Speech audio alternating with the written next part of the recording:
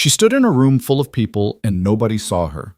Then one stranger did, and that changed everything. She had been invisible for 2 years inside a marriage that looked like a fairy tale from the outside and felt like a slow burial from the inside. The night a stranger from New York asked for her number at a Seoul charity gala, her husband, a man who hadn't spoken to her voluntarily in months, crossed the room like a thunderstorm. Not because he loved her, because something in him finally broke. This is the story of what happens when a man built entirely from violence realizes too late that the one person he kept at arm's length was the only person keeping him human. Watch until the end. Like this video and drop your city in the comments. I want to see how far this story has traveled. The rain came down hard against the glass walls of the Hyun Grand Ballroom, and Yoon Ji-ah stood beside the champagne tower alone, the way she had stood beside most things in her life for the past 2 years, present, composed, and entirely invisible. The diamond necklace around her throat was worth more than the house she grew up in back in Chicago. 3.2 carats, set in platinum, cleaned weekly by a jeweler who made house calls to the penthouse. She knew this because she had read the insurance documents out of boredom one afternoon in November, sitting cross-legged on the cold marble floor of Min Jae's study while he was away in Busan for a syndicate meeting she wasn't allowed to know anything about. She'd found the documents in a drawer she wasn't supposed to open. She'd read every page. He never mentioned it. He never mentioned most things. That was the architecture of their marriage. Silence built on silence, room by room, until the whole structure became a place where sound went to die. Around her, 400 of Seoul's most dangerous people moved through the ballroom in evening wear, laughing too loudly, shaking hands too firmly, making deals beneath the language of polite conversation. Jia had learned to read the room in the way that people learn to read weather. Not because they enjoy it, but because they need to know when to take cover. That man near the bar with the silver cufflinks and the too relaxed shoulders was carrying a weapon under his left arm. The woman in the red gown speaking to the ambassador was not his wife, and neither of them cared. The 3 men clustered near the east window were discussing something that would probably appear in the financial news next week as a merger. She noticed all of it. Nobody noticed her. That was the bargain. Her father had explained it to her in his study in Lincoln Park 2.5 years ago, his voice careful and measured in the way that voices get when the person speaking them is deeply ashamed but has already made their decision. There had been losses, he said. Significant losses. The kind of losses that didn't stay in the financial column but moved sideways into the legal column and then further sideways into the column that didn't have a name but ended with people disappearing. He'd been laundering money for 3 years through a network of accounts tied to an organization based in Seoul. He hadn't known what the organization was at first, or that was what he told himself. And eventually the telling and the truth had become the same thing in his mind the way they do when a man needs them to be. The organization was the Black Lotus Syndicate. The man at its head was a 71-year-old patriarch named Kang Dae-soo, who had spent 40 years building something that looked like a conglomerate from the outside and functioned like a government from the inside, with the same capacity for infrastructure, the same tolerance for violence, and considerably fewer oversight requirements. When the accounts unraveled and her father's exposure became imminent, Chairman Kang made a phone call. The alternative to prison, the chairman explained, was a different kind of arrangement entirely. His grandson needed a wife. The grandson was 32, educated in London, fluent in 4 languages, and incapable of emotional attachment in any of them. The marriage would be legitimate on paper. It would create useful legal and social architecture for the Kang family's more visible operations. It would make the debt disappear. Jia had been 26 years old sitting in that study, holding a cup of coffee she didn't drink, listening to her father explain that he had traded her future for his freedom. He did not frame it that way. He framed it as an opportunity, as security, as a door opening rather than a door closing. She'd looked at him for a long time after he finished. Then she'd set down the coffee cup and agreed. Not because she forgave him, not even because she was afraid exactly. She agreed because she understood, in the particular way that women understand things they were never supposed to have to understand, that the decision had already been made before she walked into the room. Her agreement was a formality. Her refusal would have been a tragedy with extra steps. The wedding was in March. Cherry blossoms, cameras, a dress that cost $40,000, and fit her like it had been made for someone else's life. Kang Min-jae stood at the altar in a black suit and looked at her the way you look at a contract, with attention to the details and no emotional investment in the outcome. He was not unkind during the ceremony. He wasn't anything during the ceremony. He was simply present, performing the legal and social function required of him.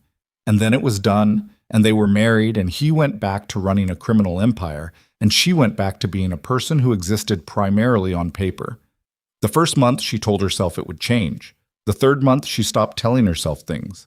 By the end of the first year, she had developed a life inside the silence. She read obsessively. 3, 4 books a week, anything with enough density to require full attention. She took Korean lessons with a private tutor who came 3 mornings a week and never asked why the wife of one of Seoul's most powerful men had nothing on her calendar but language study. She ran 6 miles every morning on the treadmill in the gym Min-jae had never once used. She organized and reorganized the penthouse library alphabetically, then by subject, then by some private emotional taxonomy that made sense only to her. She learned to cook Korean food from YouTube videos played on her laptop at the kitchen island at 2 in the morning when the insomnia got bad, which was most nights. She did not make friends. You didn't make friends inside the syndicate's orbit. The women at events like this one were either wives who knew better than to form genuine attachments, or mistresses who were operating on a tighter timeline than they understood, or operatives of one kind or another who had their own reasons for being friendly that had nothing to do with friendship. Jia had learned to be pleasant and distant in equal measure, the way a window is pleasant to look through while remaining completely impenetrable. So she stood beside the champagne tower in the 3.2-carat necklace and the midnight blue gown Min-jae's assistant had selected and shipped to the penthouse 3 days ago without comment, and she watched the room, and nobody watched her back. Across the ballroom, 30 feet and a world away, Minji stood with 4 men whose names she would never be told, discussing something with the focused intensity he brought to everything except their marriage. He was wearing a charcoal suit. His jaw was sharp under the ballroom light. He had the kind of face that photographs look like paintings of, strong-boned, precise, almost too composed, the way faces get when the person wearing them learned early that expression was a liability. He had not looked at her once in the 3 hours since they'd arrived. She had stopped counting after the first year. Tonight she started again. She didn't know why. "You look miserable." The voice came from her left, American accent, casual in the way that confident people are casual, not performed, not self-conscious, just the natural register of someone who has moved through enough rooms to stop being impressed by any of them. Jia turned. The man was tall, mid-30s, broad-shouldered in a navy suit that fit him the way expensive suits fit people who also actually go to the gym. Dark hair, slightly too long. A smile that reached his eyes before it reached his mouth, which was unusual in this building. He was holding a glass of bourbon and looking at her with the particular directness of someone who had decided, somewhere in the previous 60 seconds, that she was worth talking to. Not worth acquiring, not worth assessing, worth talking to.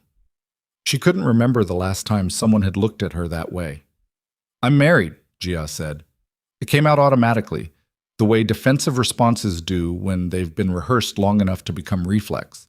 The man glanced across the ballroom toward where Min-jae stood with his cluster of dangerous men in expensive suits. He looked for maybe 2 seconds. Then he looked back at her. "The guy who hasn't looked at you once in 3 hours?" Jia's breath caught. She felt something move in her chest. Not attraction, not yet. Something earlier than that. The shock of being seen. The strange and slightly painful sensation of someone noticing the specific shape of a wound you'd stopped acknowledging you had. She almost laughed. The sound rose in her throat and she swallowed it back. "He's busy," she said. "Sure." The man took a sip of his bourbon.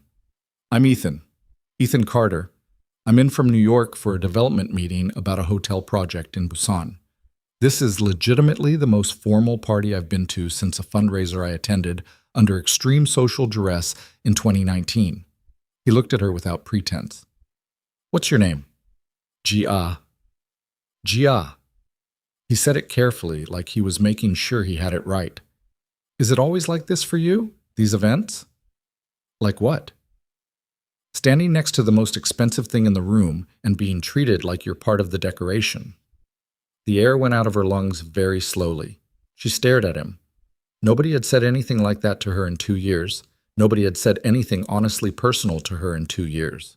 The last genuine conversation she could remember having, not pleasant, not diplomatic, not functionally social, but real, was with her college roommate over the phone 3 weeks before the wedding, sitting on the fire escape of her Chicago apartment at midnight, both of them knowing without saying it that everything was about to change in ways that couldn't be undone. "That's a strange thing to say to someone you just met," Gia said. Ethan shrugged. "You looked like someone needed to say it." She looked at him. He looked back. There was nothing predatory in it, no angle being worked, just a person looking at another person and recognizing something real. Then he pulled out his phone. "Maybe your husband's blind," Ethan said, with a slight smile that made the words feel less like cruelty and more like honesty. "But I'm not. Can I get your number?" Gia opened her mouth. She had no idea what she was going to say. And then the temperature in the room changed. She felt it before she saw it, the shift in the air, the subtle wave of bodies pulling slightly back, the way sound dims around a center of gravity when that center of gravity begins to move. She had felt it before, at other events, always at a distance. The specific atmospheric disturbance of Kang Min-jae walking toward something with intent. She turned. He was crossing the ballroom like the room belonged to him, because it did, and like every person in it knew it, because they did. The conversations nearest his path stopped first, then resumed carefully in his wake. His face was unreadable in the particular way it was always unreadable, and not blankness, never quite blankness, but absolute control, precision. The expression of a man who had decided decades ago that whatever he felt internally was no one else's business and had maintained that position through sheer force of will across every circumstance he'd ever encountered. But his eyes were something else. They were locked on Ethan Carter with an intensity that Gia had never, in 2 years of marriage, seen directed at herself. Ethan noticed. He was good enough at reading rooms, had probably survived enough difficult situations in his life, to recognize the approaching problem without needing it explained. He didn't step back. Gia noted that. He stood his ground, shoulders easy, bourbon glass relaxed in one hand, and waited. Min-jae stopped 2 feet away. He did not look at Ethan. He looked at Gia, just at Gia, with an expression she had never seen on his face before and couldn't immediately name. Not anger, not quite. Something older and rawer than anger, something that had been compressed and pressurized for so long it had changed state entirely. "Problem?"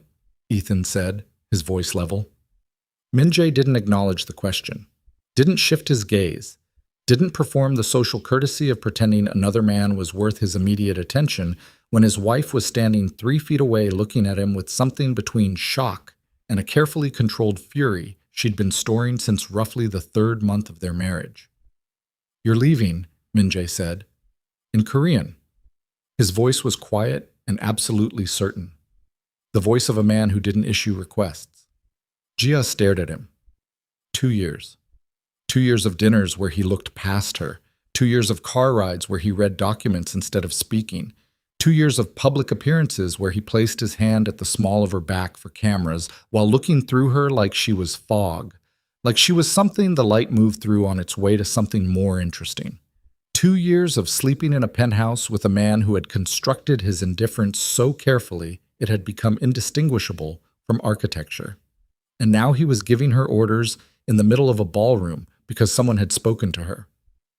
"I'm talking," she said, quietly, in Korean, with the precise, contained fury of someone who has spent a very long time keeping a door shut and has just felt it move on its hinges for the first time. Something crossed Min-jae's face. It happened fast, too fast to dissect in real time. A flicker, a fracture in the absolute composure that she had never seen compromised before. The ballroom wasn't looking at them directly. These were people too sophisticated to stare, but it was paying attention the way rooms do when 2 people standing in them are suddenly more charged than everything else. Then Min-jae did something she was not prepared for. He reached out and placed his hand on the small of her back. Not for the cameras this time. There were no cameras facing them. The gesture was too private, too deliberate, the pressure of it real and specific in a way that the public performance version never was. His palm was warm through the fabric of her gown, and Jia hated herself for noticing, hated the way her body registered it immediately, hated the fact that 2 years of nothing had apparently made her susceptible to the smallest contact from him in a way she would have preferred to believe she'd grown past. "She's my wife," Minjae said, finally to Ethan, still without looking at him. Ethan studied him for a moment. "Funny," he said. "You don't look like a man who remembers that very often." Minjae smiled. It was not a warm smile. It was the specific smile of a man cataloging a problem for later resolution, and Jia, who had watched him operate in these environments for 2 years, felt a cold thread of something move through her chest because she had seen what happened to problems that ended up in Kang Min-jae's mental file. She turned to Ethan before anything else could happen. "I should go," she said, in English, keeping her voice even. "It was nice to meet you." Ethan looked at her for a moment. Reading her, she thought. Reading whether she was okay, whether this was something she wanted or something she was enduring. He was, she realized, a genuinely decent person, which made him extraordinarily out of place in this building. "Take care of yourself," he said. Not a pleasantry, an actual instruction. Minjae's hand tightened very slightly at her back. They left. The car ride home was 19 minutes of silence that had a different quality than the usual silence. The usual silence between them was ambient, the background condition of their shared space, the default state. This silence had mass. It pressed against the windows. Jia sat on her side of the back seat and watched Seoul move past in the rain, lights blurring through the water on the glass, and said nothing because she was doing the math on her own anger and calculating whether she had the energy to spend it tonight. She decided she did. The penthouse was dark when they came in. Minjae moved to the bar cart in the living room and poured whiskey without turning on the overhead lights. The city spread out behind him through the floor-to-ceiling windows. The Han River, the bridges, the 10,000 apartment lights stacked up against the dark. Jia dropped her clutch on the entryway table and stood in the living room and watched him pour his drink and waited. He didn't speak first. He almost never spoke first.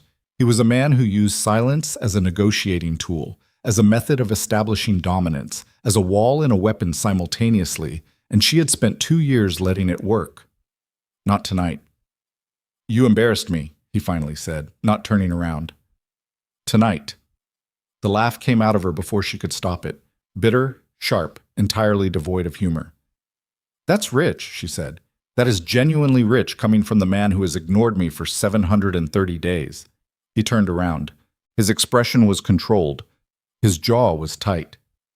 "You were entertaining another man." "I was having a conversation." She kept her voice level with effort. "A conversation. The first honest conversation anyone has had with me in, I cannot even tell you how long. I have lost track. Do you understand that? I have lost count of the days since someone looked at me and said something real." "He was hitting on you."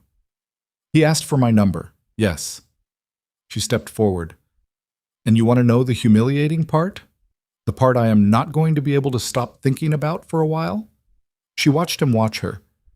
For about 3 seconds, when he asked, "I forgot I was married." The whiskey glass cracked. Not dramatically. Not all at once.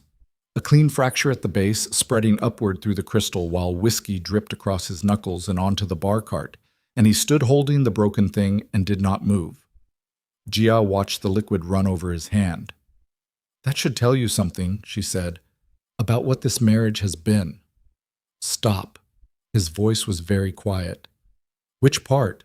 The part where I reminded you that I exist by talking to a stranger? Or the part where I said stop?" She walked toward him instead, closed the distance, looked up at him with 2 years of carefully modulated silence suddenly done, finished, spent. "Why?" Her voice was barely above a whisper. "Give me one reason.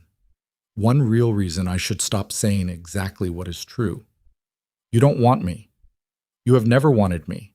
This arrangement was a transaction, and you have treated it like one since the first day, so why?" "Because I do." The words came out of him like something escaping containment, too fast, too raw, not constructed the way he constructed everything. He heard them leave his mouth, and for a fraction of a second something moved across his face that she had never seen there. Shock. At himself. The silence after those two words was a different animal entirely. Jia stared at him. He looked away first. His free hand rose and gripped the edge of the bar cart, and he stood there with his broken whiskey glass and his bleeding knuckle, and his face pointed at the floor and said nothing for a long time. "Don't," Jia said finally. Her voice had lost its edge. Something colder had replaced it. "Don't say that. And then go back to the other thing. Don't say it unless you mean it. I have been here for 2 years and I have been patient, Min-jae. I have been more patient than anyone should ever have to be. I am not going to survive another version of almost." He looked up at her. And what was in his face then? The thing she had never seen, the thing he had kept bolted down and buried under 40 layers of control and deliberate coldness and strategic distance, was not softness. It was grief. Old grief. The kind that has been living in a person so long it has taken on a structural role. The kind that holds things up. "There was someone before you," he said. His voice had changed. The authority had gone out of it. What was left was something stripped back and quiet and dangerous in an entirely different way. Before the arrangement, before any of this, Jia went still. Her name was Park Soo-yeon. He set the broken glass down, carefully. "She died because of me. Because someone who wanted to hurt me took her instead." He looked at his hands. "I was the reason she was in the room they put her in. I was the reason nobody got there fast enough." The apartment felt very large suddenly. "I decided after that," he continued, "that I couldn't." He stopped, started again. "When my grandfather proposed this marriage, I told him I would do it because it was required. And I decided I would make sure you never mattered, that I would make it impossible for you to matter. By ignoring me. By making you hate it here, making you want to leave." He finally looked at her directly. "You didn't leave. I had nowhere to go." "I know." And the way he said it, the weight in it, made her understand that he knew exactly what he'd done and had been sitting with that knowledge for a long time. "I know that, and you kept," he exhaled, hard. "You kept being here. You kept being exactly who you are in this apartment every day, and I spent 2 years trying not to see it, and then tonight that man looked at you the way—" He stopped again. "The way you never have. The way I have," he said it quietly, "every time I let myself, which I didn't allow very often." Jia looked at him for a long time. The rain was still coming down against the windows. The city lights moved and blurred in the water. The apartment was very quiet. She thought about Soo-yeon, whose name she had never heard before tonight, who had died in a room because of this man standing in front of her, who had become a ghost haunting a marriage that didn't exist yet. She thought about 2 years of silence, and how silence, when you're inside it long enough, stops feeling like punishment and starts feeling like the natural order of things, and how dangerous that was. She thought about Ethan Carter telling her she looked miserable and meaning it as a kindness. "I don't know what to do with this," she said. It was the most honest thing she'd said to him in 2 years. Min-jae nodded, like he'd expected exactly that, like he didn't deserve anything easier. "I know," he said. They stood there in the dark apartment in the rain-washed city, 6 feet apart, in a marriage that had been a transaction trying slowly and painfully to become something else, and neither of them spoke again for a while. But something had shifted, something had cracked, like the crystal in his hand. And in Jia's chest, underneath the anger and the caution and the long-practiced armor of not wanting anything from this man, something she had spent 2 years carefully burying pushed quietly upward toward the surface. She didn't know yet whether that was hope or something more dangerous. She didn't know yet that by morning, Min-jae would be watching her in a way he had never allowed himself to watch her before. She didn't know that the man who had come from New York for a hotel meeting in Busan was not entirely who he said he was. And she didn't know that somewhere across the city, inside the Black Lotus Syndicate's headquarters, A conversation was being had about Ethan Carter that would end with a decision, and that the decision would have her name in it.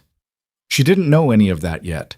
She only knew that for the first time in 2 years, her husband had looked at her, really looked, and that it felt like the beginning of something she wasn't sure she was ready for, and wasn't sure she could survive. The morning after the gala, Min-jae did not leave for the office at 7:15 the way he had left every morning for 2 years. Jia noticed because she noticed everything in this apartment the way prisoners notice everything in their cells.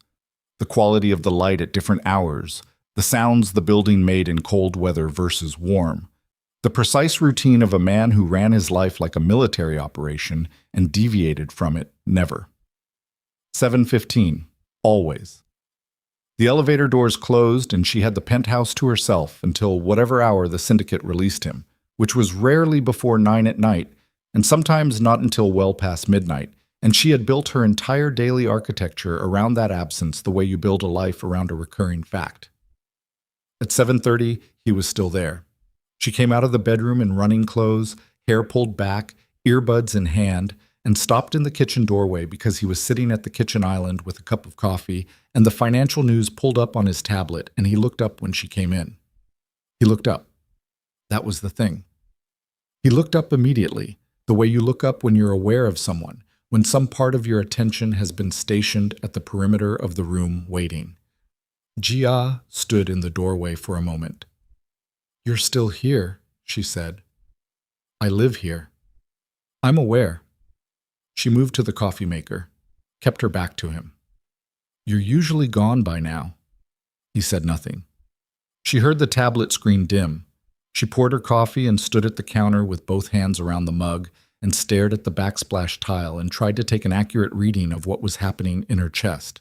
It was not simple. The night before had cracked something open between them, and she had gone to bed in the early hours of the morning not knowing what to do with the crack, whether to push it wider or seal it back shut and pretend the pressure that caused it had never built up in the first place. "You said you didn't know what to do with it," Min-jae said behind her. She turned around. He was looking at her directly. No tablet, no performance of being busy, just looking at her, which was still strange enough to be slightly disorienting, like a light coming on in a room you'd forgotten had electricity. "I remember what I said. I'm not asking you to do anything with it." He turned the coffee cup slowly in his hands. I'm not going to pretend last night didn't happen. I've been pretending things for 2 years. That's a significant personality change for 7:30 in the morning. His jaw tightened slightly. Not anger. Something harder to name. "I'm not asking for credit." "Good. Because I don't have any to give you right now." She took a sip of her coffee. "I need time to figure out what last night meant. Whether it meant anything or whether it was just..." She stopped. "Just what?" "Jealousy," she said. "Men do things out of jealousy that they wouldn't do out of love. You saw another man looking at me and something in you reacted. That's not the same as wanting me. That might just be about ownership." The silence that followed that had a specific texture. Min-jae set down his coffee cup. Precisely. Like he was buying himself a second. "You're right," he said. "That's a fair thing to say." She had expected him to argue. The absence of argument was somehow worse. It gave her nothing to push against, nothing to maintain her footing against, and she found herself standing in her own kitchen feeling oddly exposed. "I'm going for a run," she said. He nodded. She left. The run was 6 miles along the Han River path in the gray early morning, cold air coming off the water, the city waking up around her in increments. She ran hard enough that thinking became difficult, which was the point. By mile 3, her lungs were burning and her legs had the right kind of pain in them, purposeful and honest, and she focused on that and tried not to think about the way he'd looked up when she walked into the kitchen. She failed. By mile 5, she was doing something she hadn't done in a long time, having a real conversation with herself about what she actually wanted, not what was safe, not what was survivable, what she wanted. The two things had been identical for so long that she'd nearly forgotten they could be different. She wanted her husband. The admission sat in her chest like a stone, not the man who had ignored her for 2 years. She had burned out whatever she might have felt for that man in the slow grinding process of being invisible to him. But the man who had stood in the dark apartment with broken glass in his hand and grief on his face, saying things he clearly had not planned to say, that man was something else. That man was real in a way she hadn't known he was capable of being. And real things could hurt you. She came home to find that Min-jae had left after all, and the apartment was her own again. And she stood in the shower for 20 minutes with the water too hot, and did not know what to do with any of it. 3 days passed. They existed in a new configuration, tentative and strange. He came home earlier, and not dramatically earlier, not enough to require acknowledgement, but enough that she noticed. 6:30 instead of 9. Sometimes 6. He would change out of his suit and come into the living room where she was reading and sit on the opposite end of the couch with his own work, and they would exist in the same space in a silence that was different from the old silence. Less dead. More like the silence between two people who are paying attention to each other and trying not to make it obvious. He asked her one evening what she was reading. Jia looked up. He was looking at the book in her hands with what appeared to be genuine curiosity, and the question was so ordinary, so completely ordinary, that something about it made her throat tight in a way she found embarrassing. Dostoevsky, she said. Which one? Crime and Punishment. He was quiet for a moment. What do you think of it? I think Raskolnikov is exhausting. I think he spends 400 pages arguing himself into and out of the same corner. Something close to a smile moved at the edge of his mouth. Some people do that. Yes, she said carefully. Some people do. He looked back at his work. She looked back at her book. But the air in the room had changed slightly, had become just barely livable in a way that was new. It was on the 5th day that Ethan Carter sent flowers. Jia was in the study when the building concierge called up to say a delivery had arrived. She hadn't thought about Ethan since the night of the gala. She had been too occupied with the seismic shift happening inside her own apartment. She told the concierge to send them up without thinking, the way you do when your mind is elsewhere. And 15 minutes later, there was a large arrangement of white peonies on the entryway table with a card in a cream envelope. She was reading the card. It said simply, "Hope things are better than they looked. EC," when she heard the elevator doors open. Min-jae came home to find her standing in the entryway holding the card, white peonies on the table behind her, and she watched the change move through him the way weather moves across a flat landscape, visible, advancing, impossible to outrun. He looked at the flowers. He looked at the card in her hand. He looked at her face.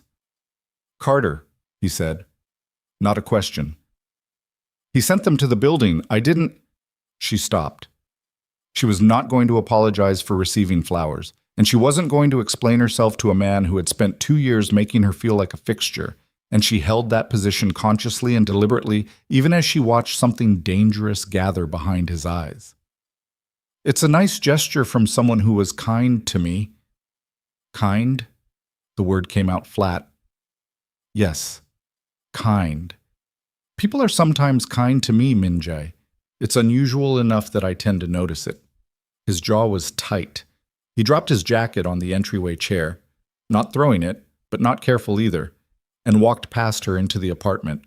She followed because the conversation wasn't done. "You're not going to throw them in the fireplace," she said. He stopped in the living room with his back to her. His shoulders were rigid. "I'm not a child," he said. "I know you're not. I'm telling you I won't tolerate it if you do. Those are flowers from a person who was decent to me. You don't get to destroy them because it makes you uncomfortable." He turned around. His face was controlled, but the control was effortful in a way it usually wasn't. She could see it working, the machinery of it, the deliberate suppression. "He's not just a venture capitalist from New York," Min-jae said. Jia went still. He watched her face register the shift and said nothing, letting the information land. "What does that mean?" she said. "It means I had him looked into after the gala. Standard procedure with anyone who makes contact with—" He stopped, started again. "With my wife at a sensitive event. What did you find?" "Connections that raise questions, associates who aren't venture capital people, a financial history that doesn't fully account for his movements over the past 18 months. He kept his voice even, but she could hear the strain in it. I'm not certain yet, but I'm not wrong. Jia stared at him. You think he's what? She said. An investigator? Law enforcement? I think he may be adjacent to people who are building a case against the syndicate, and I think his approach to you at the gala may not have been entirely spontaneous. The word approach landed like a small, cold object dropped into still water. She thought about Ethan's smile, the directness of it, the way he'd seemed genuinely, like a decent person who noticed she was unhappy and acted on it. She thought about whether she'd been reading decency when she should have been reading something else. You're saying he used me. I'm saying I don't know yet.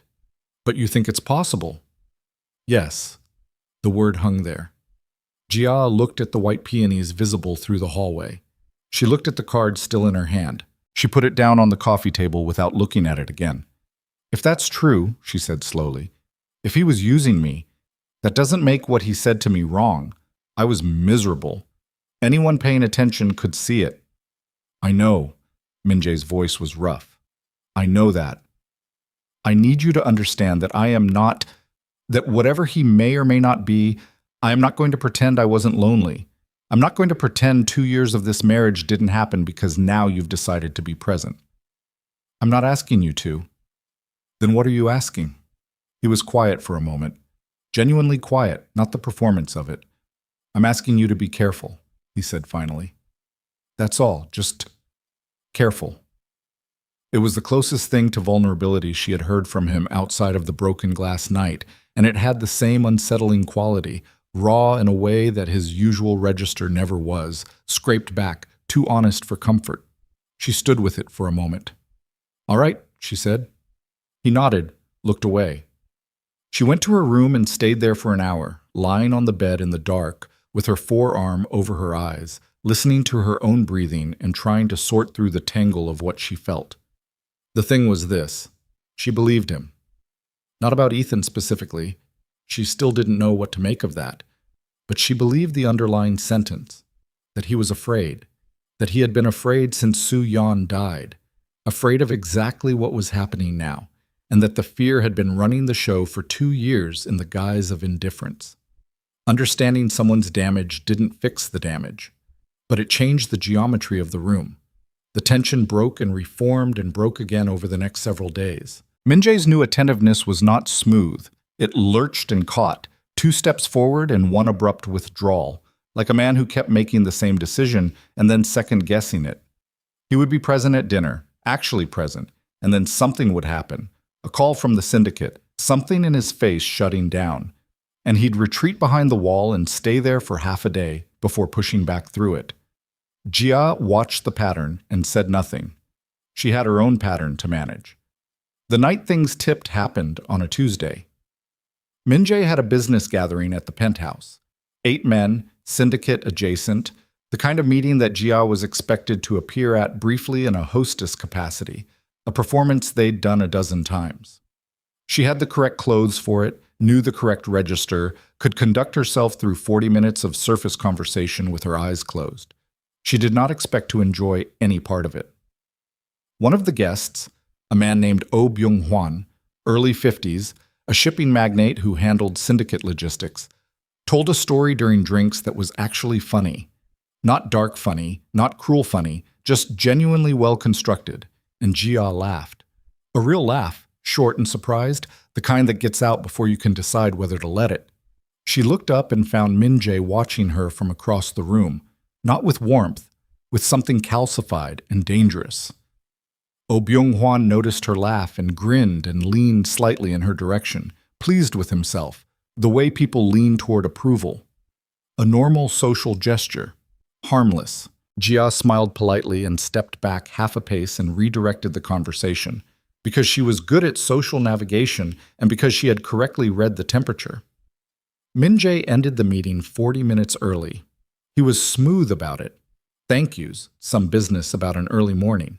And the men left with the particular efficiency of people who understand that when the host decides the evening is over, it is over. The door closed, and Jia stood in the living room while Min-jae said something brief to his security lead in the hallway, and then came back in and the door shut behind him. That was unnecessary, Jia said. The meeting ran its course. The meeting was running fine. You ended it because I laughed at something Oh Byung-hwan said. Min-jae moved to the bar cart, poured a drink, did not respond. Min-jae, don't. I'm going to, because what you just did is not reasonable. What you're doing, this watching, you ended a meeting for the syndicate because I laughed. Do you hear how that sounds? He put the glass down hard enough to rattle the cart. I hear it, he said tightly. Then, I hear how it sounds, Jia. I know how it sounds. I know that it's... He stopped, his hand still on the bar cart, and she watched him fight himself. I know that it's not rational. I know that. Then stop. I can't. He turned to face her. His expression was stripped back in a way she was becoming more familiar with. The face underneath the face, the one that didn't have composure's benefit. I have spent 2 years building distance between us because I believed, because I knew, that caring about you would put you in danger.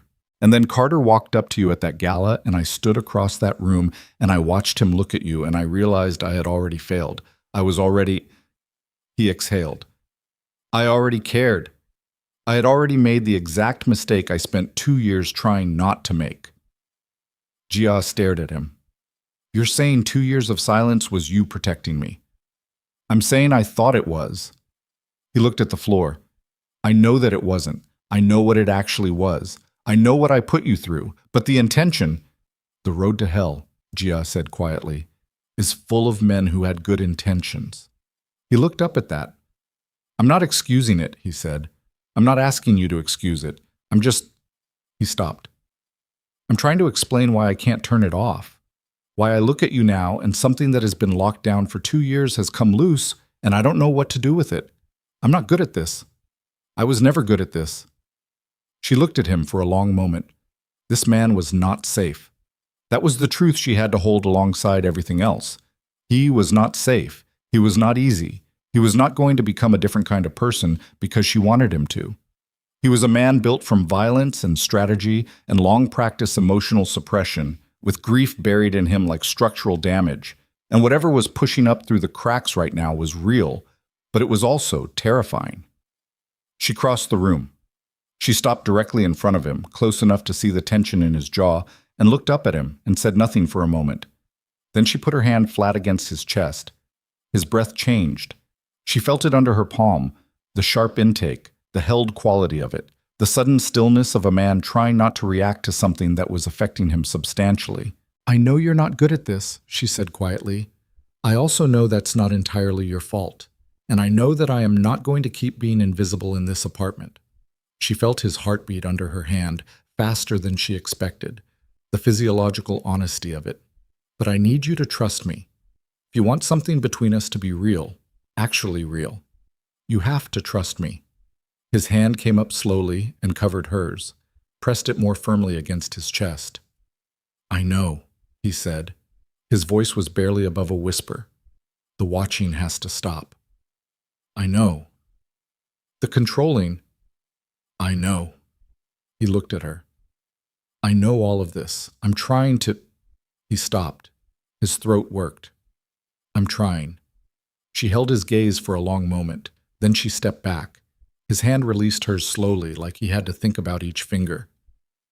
Then try harder, she said. Not unkindly, honestly.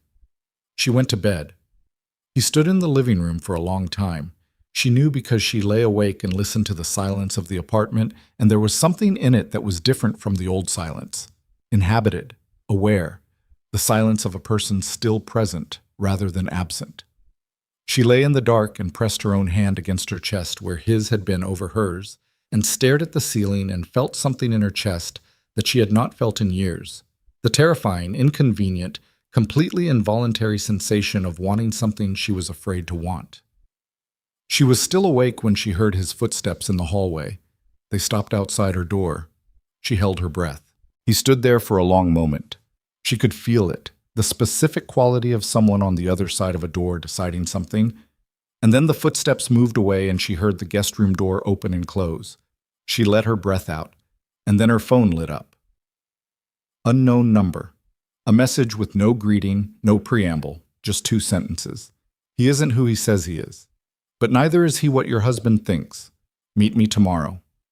Myeongdong, noon. Come alone. Jia sat up in bed. Her heart was hammering. The number, when she searched it, traced to nothing. A prepaid local SIM, purchased and activated within the last 48 hours. She read the message 3 times. Then she looked at her closed bedroom door and thought about Min-jae standing on the other side of it 40 minutes ago, deciding. She thought about Ethan Carter, who may or may not have been exactly what he appeared. She thought about the fact that somewhere in this city, someone who knew her name and her number and her husband's secrets had decided, tonight of all nights, to make contact. She turned off the phone screen. In the darkness of the bedroom, with the Han River lights cutting pale lines across the ceiling, Yoon-jia made a decision that she would not be able to unmake. She was going to Myeongdong, alone. She left at 11:15. She did not tell Min-jae. She dressed in clothes that were ordinary enough to disappear in, dark jeans, a gray coat, flat boots, and pulled her hair back and took the elevator to the lobby and walked out into the cold November morning like someone running a routine errand. And the 2 security men stationed in the lobby watched her go and said nothing because she was the wife and the wife was permitted to leave. She had thought about this on the walk from the bedroom to the elevator. The security arrangement had always been loose around her specifically. Min-jae had never assigned her a personal detail, which she had read for 2 years as indifference and now understood was something more complicated. If she mattered, she needed protection. If she needed protection, she was a target. His solution had been to keep her from mattering, which had the secondary effect of keeping her unwatched. She took the subway. 3 stops. She came up into Myeongdong in the weak noon light with the street vendors already running and the lunch crowds pushing through the narrow lanes, and she moved with the crowd because crowds were useful, because they turned individuals into weather. She found the cafe on the second message, which had come at 7 that morning while Min-jae was in the shower. The same number. A street address and nothing else. It was a small place, 3 steps down from street level, the kind of cafe that had been there for 15 years and would be there for 15 more. Wood surfaces worn smooth, coffee smell thick and honest, 4 tables.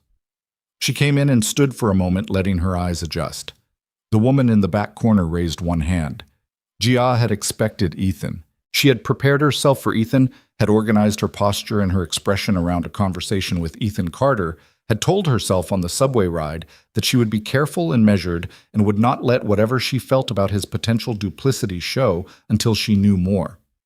The woman was not Ethan. She was Korean, mid-40s, in a dark coat with a government employee quality to her posture.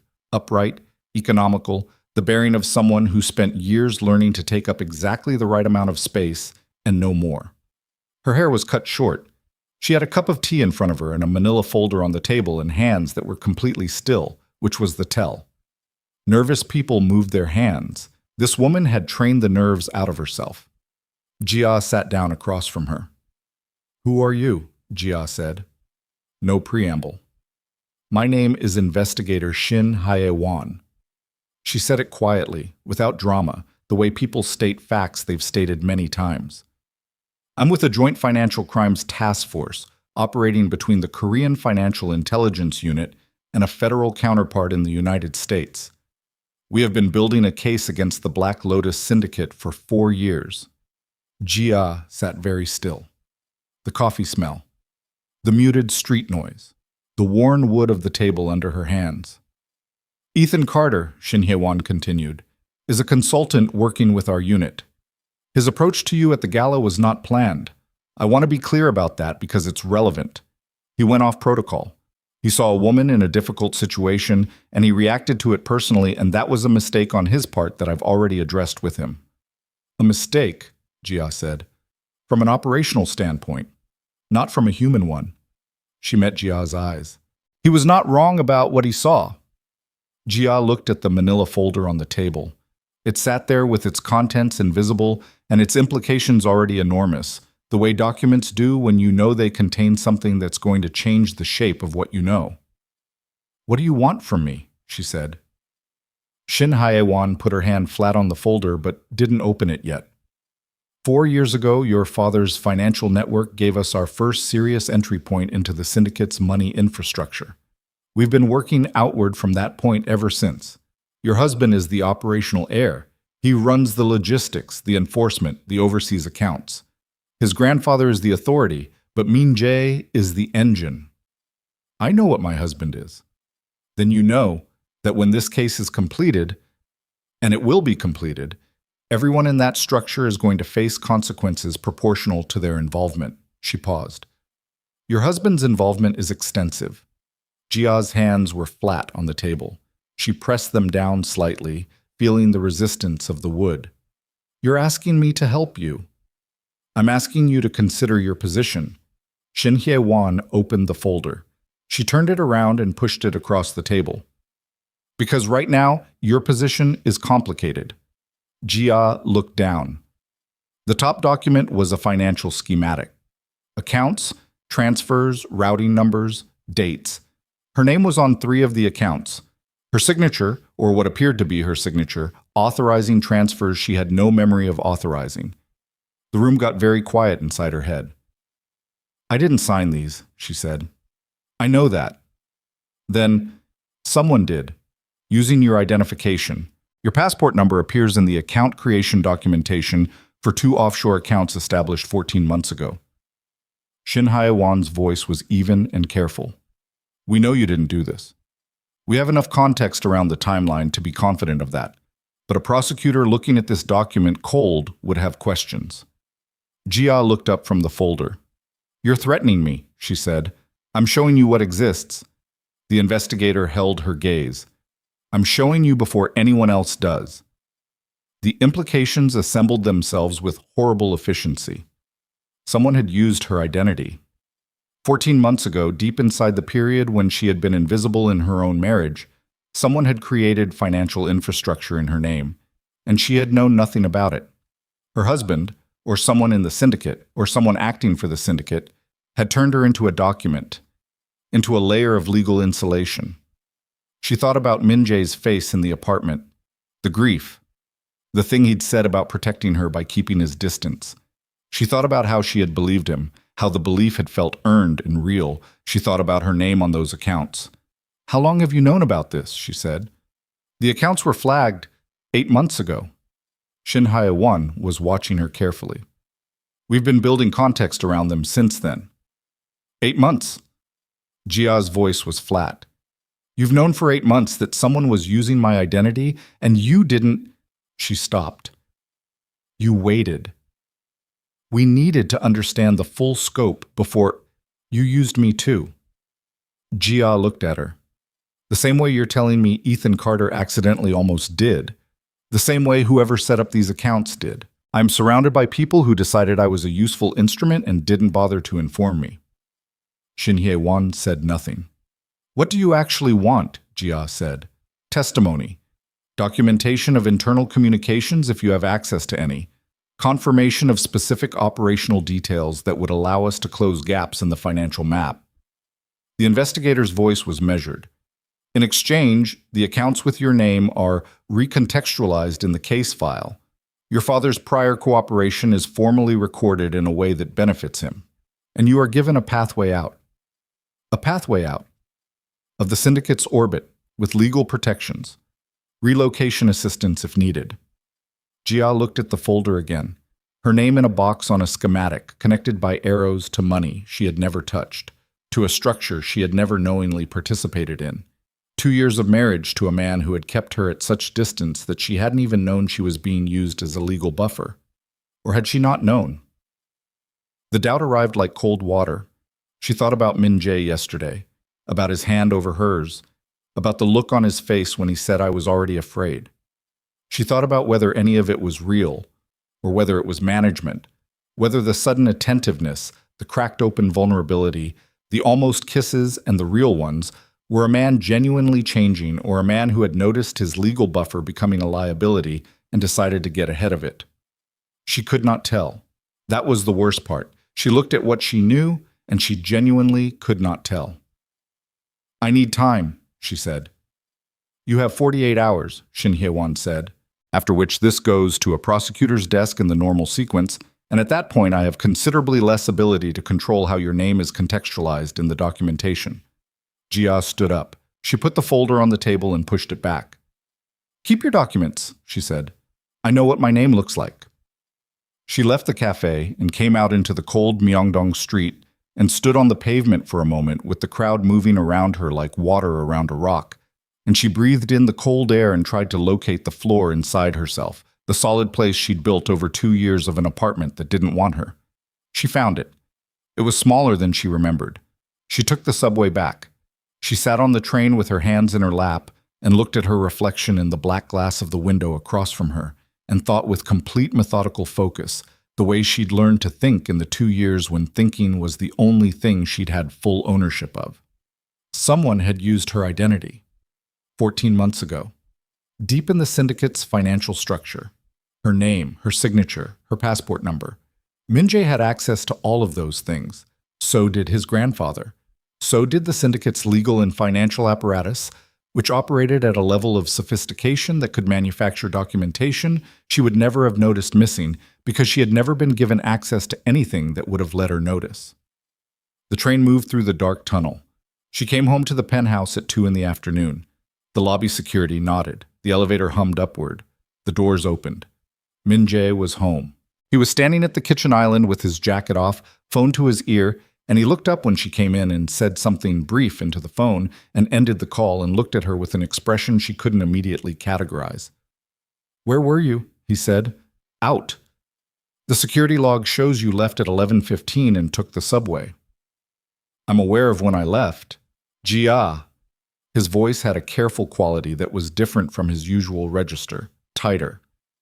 "I need you to tell me where you were." She took off her coat, hung it, moved into the kitchen and poured a glass of water and drank half of it while he stood 4 feet away watching her. "I went to meet someone," she said. The silence was immediate. "Who?" "A woman named Shin Hye-won. She says she's an investigator with a financial crimes task force." Jia set down the glass. She turned to face him fully because she wanted to see his face when she said the next part.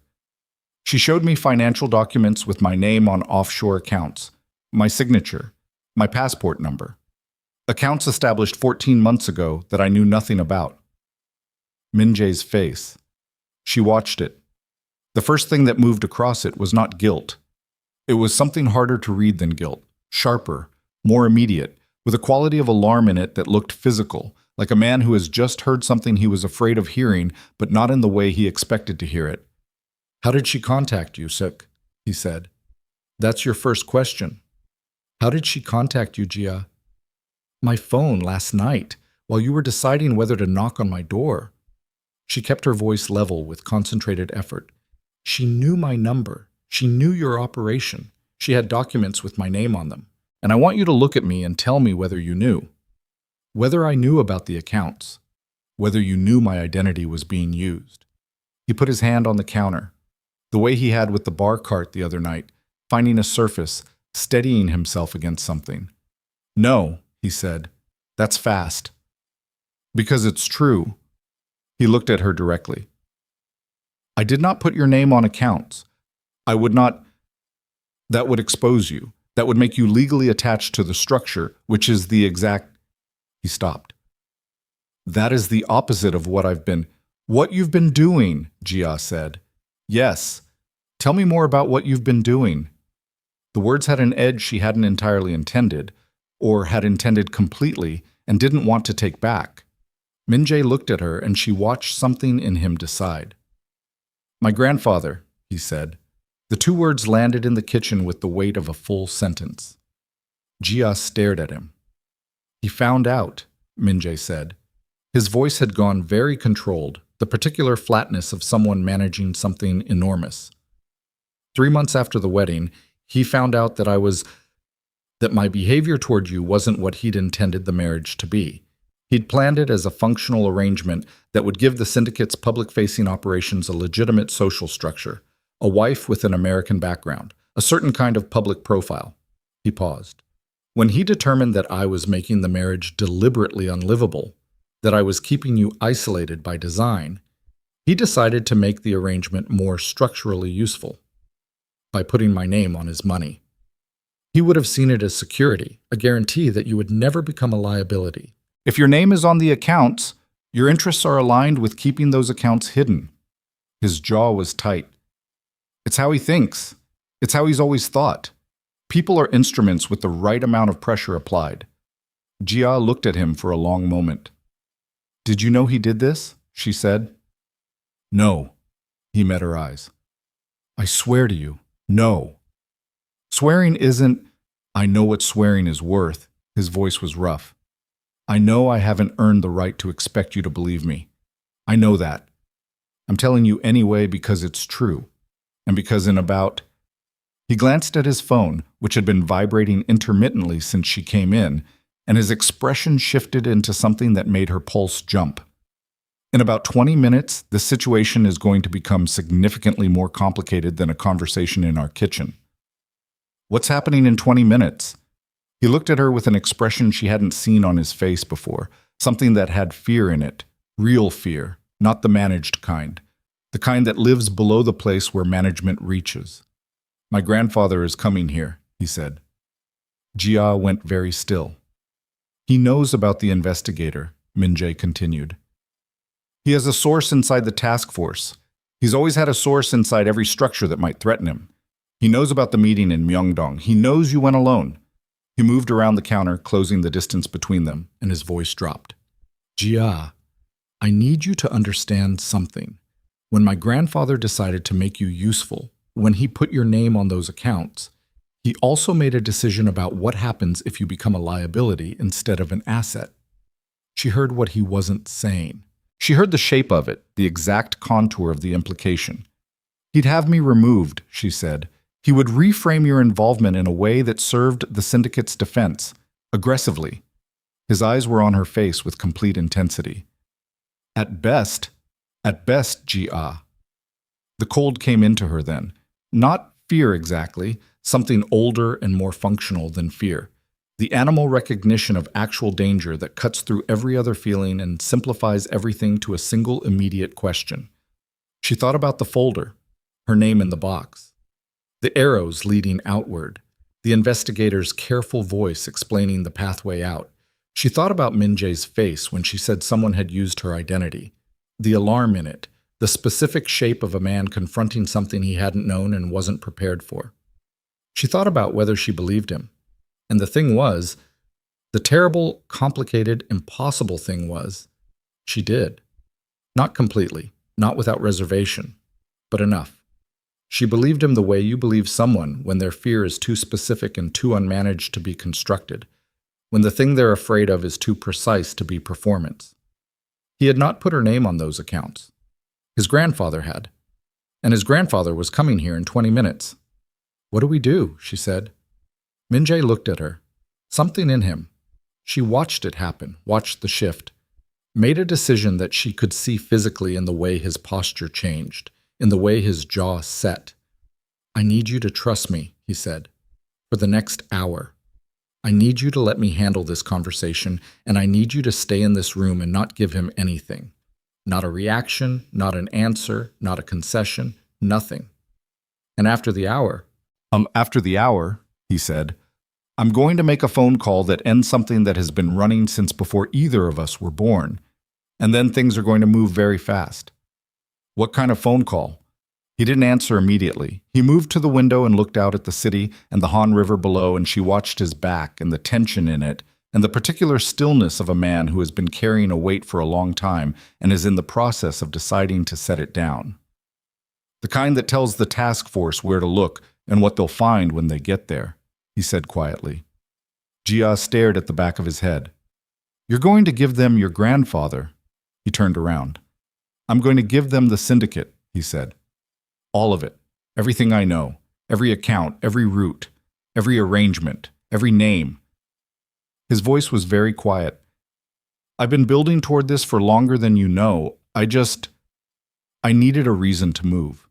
An actual reason. She looked at him. I'm your reason, she said. Not a question. You were always going to be the reason, he said. I just spent 2 years pretending you weren't. The elevator tone chimed from the lobby. The concierge's voice came through the intercom. Chairman Kang was on his way up. Min-jae turned to face the door. Jia looked at his profile, the jaw, the set of his shoulders, the absolute controlled stillness of a man who had made his decision and was standing in it. And she thought about 2 years, about the long, careful loneliness of it, about her name on documents she'd never signed, about a woman named Soo-yeon who died in her room because of this man who was also the man standing beside her now. Those things living in him together, the way contradictions live in everyone when you've known them long enough. The elevator hummed upward. She moved to stand beside him. He looked at her. His hand came out and found hers at her side and held it. Not possessively, not the way he'd held her at the gala, but like a person holding something they intend to protect. Specific. Deliberate. She let him. The elevator doors opened. Chairman Kang Dae-soo walked into the penthouse with 2 men at his back and the particular composure of a man who had never in 71 years walked into a room he didn't already own. And he looked at them both standing together at the window, and something in his face changed. Something small and significant, the microscopic recalibration of a chess player who has arrived expecting a board and found the pieces rearranged. He looked at their joined hands. He looked at Min-jae's face. He looked at Jia for the first time in 2 years of her existence in his family, as though she were actually there. A real person, a present variable, something that required genuine assessment. And Jia looked back at him, with the accounts in her mind, with the investigator's careful voice, with the 48-hour clock already running. With her hand in Min-jae's and her feet on the floor of an apartment she had spent 2 years surviving and her name on documents she had never signed, and the cold, clear knowledge of a woman who has finally, after a very long time of being treated like a piece of the furniture, understood how much space she actually occupied. The chairman moved into the room without being invited because he had never needed an invitation to anything in his life. He wore a charcoal suit and carried himself with the specific gravity of a man who had spent 4 decades making decisions that ended careers, and sometimes people, and the 2 men at his back positioned themselves near the elevator with the practiced ease of a long-standing arrangement.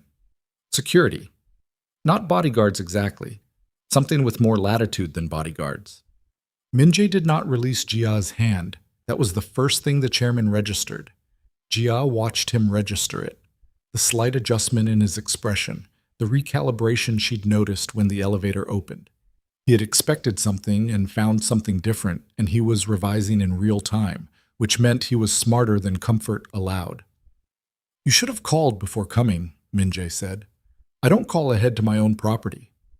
The chairman's voice was deep and unhurried, soul-educated, every syllable placed with the confidence of a man who had never been interrupted in his life.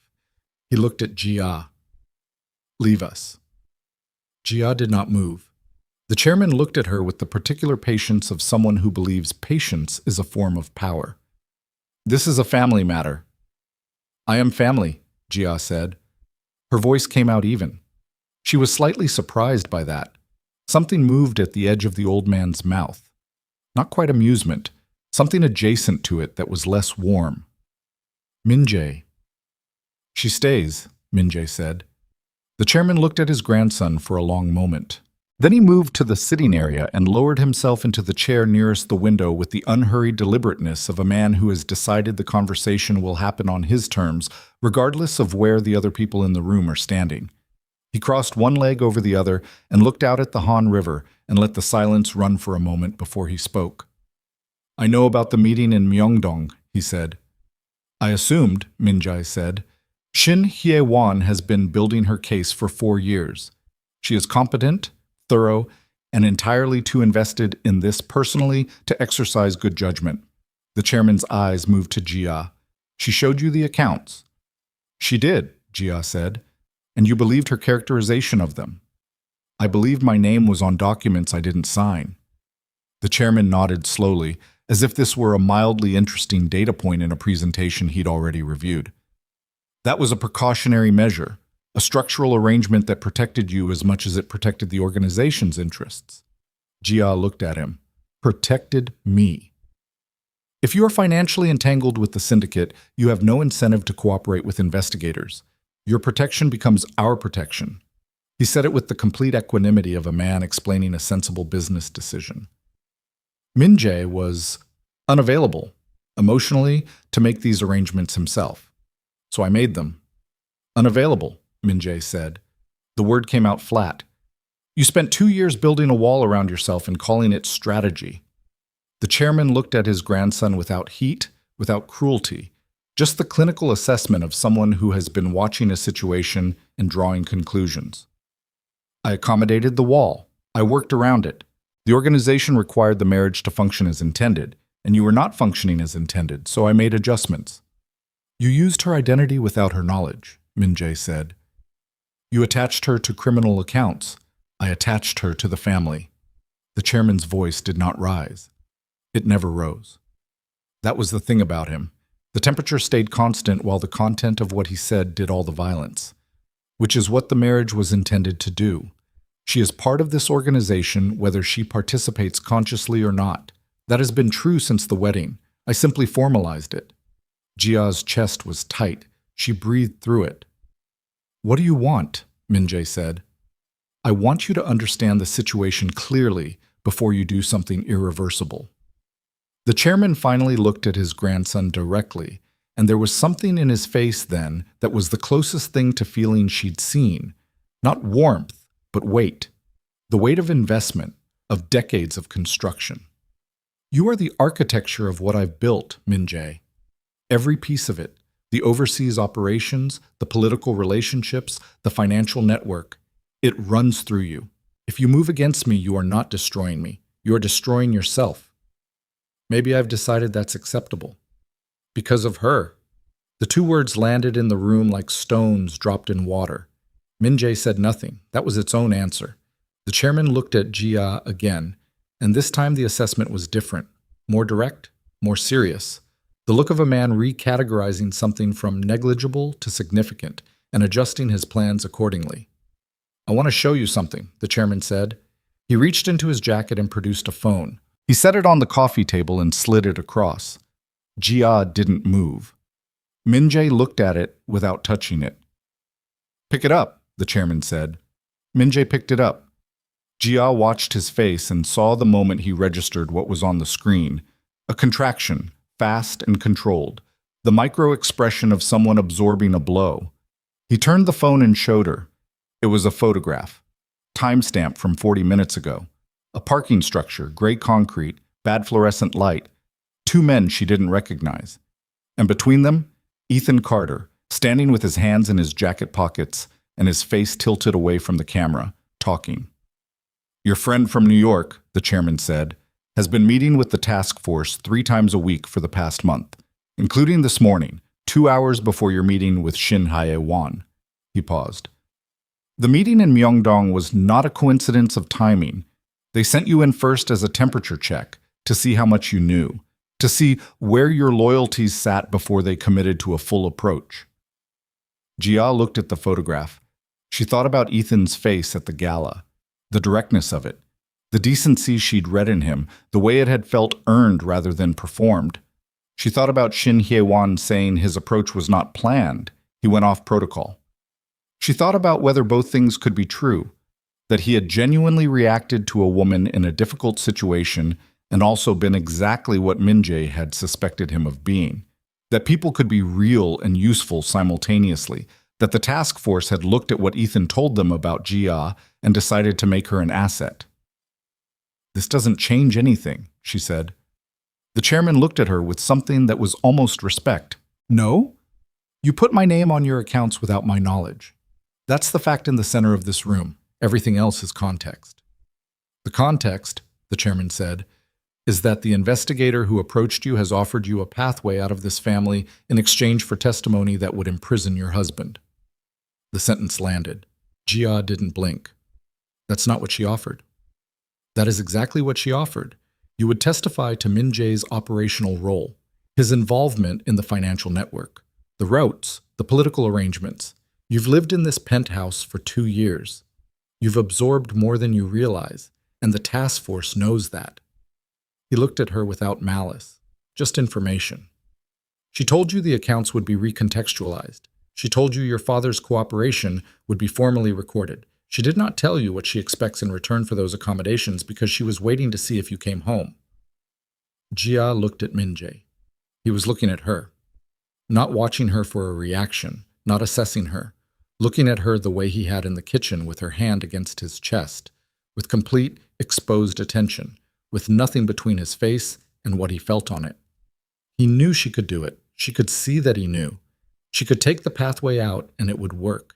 She would be free of the accounts and free of the syndicate and free of a marriage that had cost her 2 years of her life. And Shin Hae-won would have her testimony, and Min Jae would go to prison, and Chairman Kang would eventually follow, and Jia would be relocated somewhere clean and quiet and entirely untouched by all of this. He knew all of that. He was looking at her anyway. "I want everyone without the last name Kang out of this apartment," Jia said. She looked at the chairman's 2 men near the elevator, then at the chairman. "Now." Something shifted in the old man's face.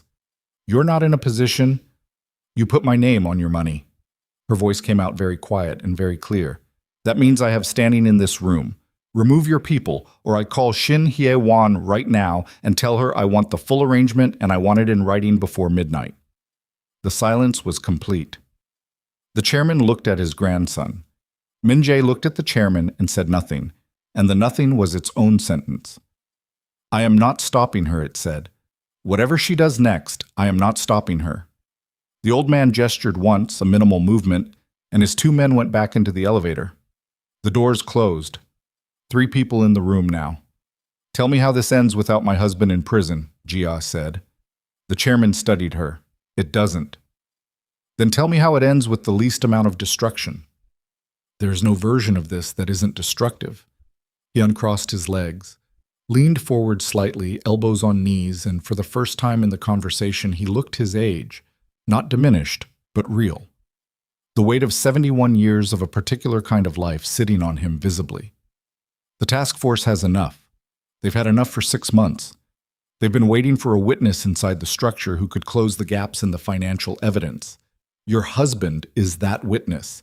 If he cooperates, fully, completely, there are outcomes available that don't include the rest of his life behind walls. Jia looked at Min Jae. Min Jae was looking at his grandfather. "You've already talked to them," Min Jae said slowly. "Before today. Before this." The chairman said nothing. "That's why you know exactly what Shin Hae-won offered her." Min Jae's voice had changed, something moving through it that she couldn't fully name, a complex register of old feeling. "You've been negotiating." "I've been exploring the geometry of the situation." "Behind my back." "You were occupied." The chairman's eyes moved to Jia for a fraction of a second and back, with other priorities. Min Jae let out a breath. It was not quite a laugh. It had a laugh shape, but nothing warm inside it. Just air moving through someone who has just understood the full dimensions of something they'd been standing inside of without seeing its edges. "You were going to give me to them," Min Jae said. "If I didn't cooperate with whatever arrangement you've been building, you were going to hand them their witness." "I was going to protect the structure," the chairman said. "The structure is larger than any one person, including you, especially me." The honesty of it was its own kind of violence.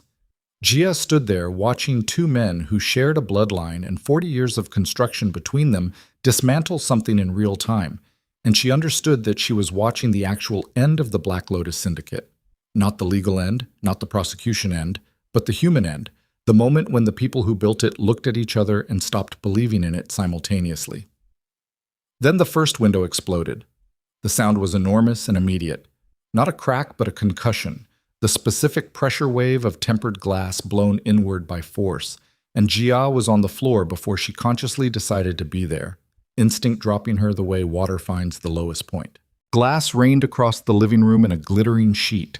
The cold came in through the blown window like a physical thing, Seoul's night air flooding the penthouse at 40 miles an hour. Min Jae was already moving.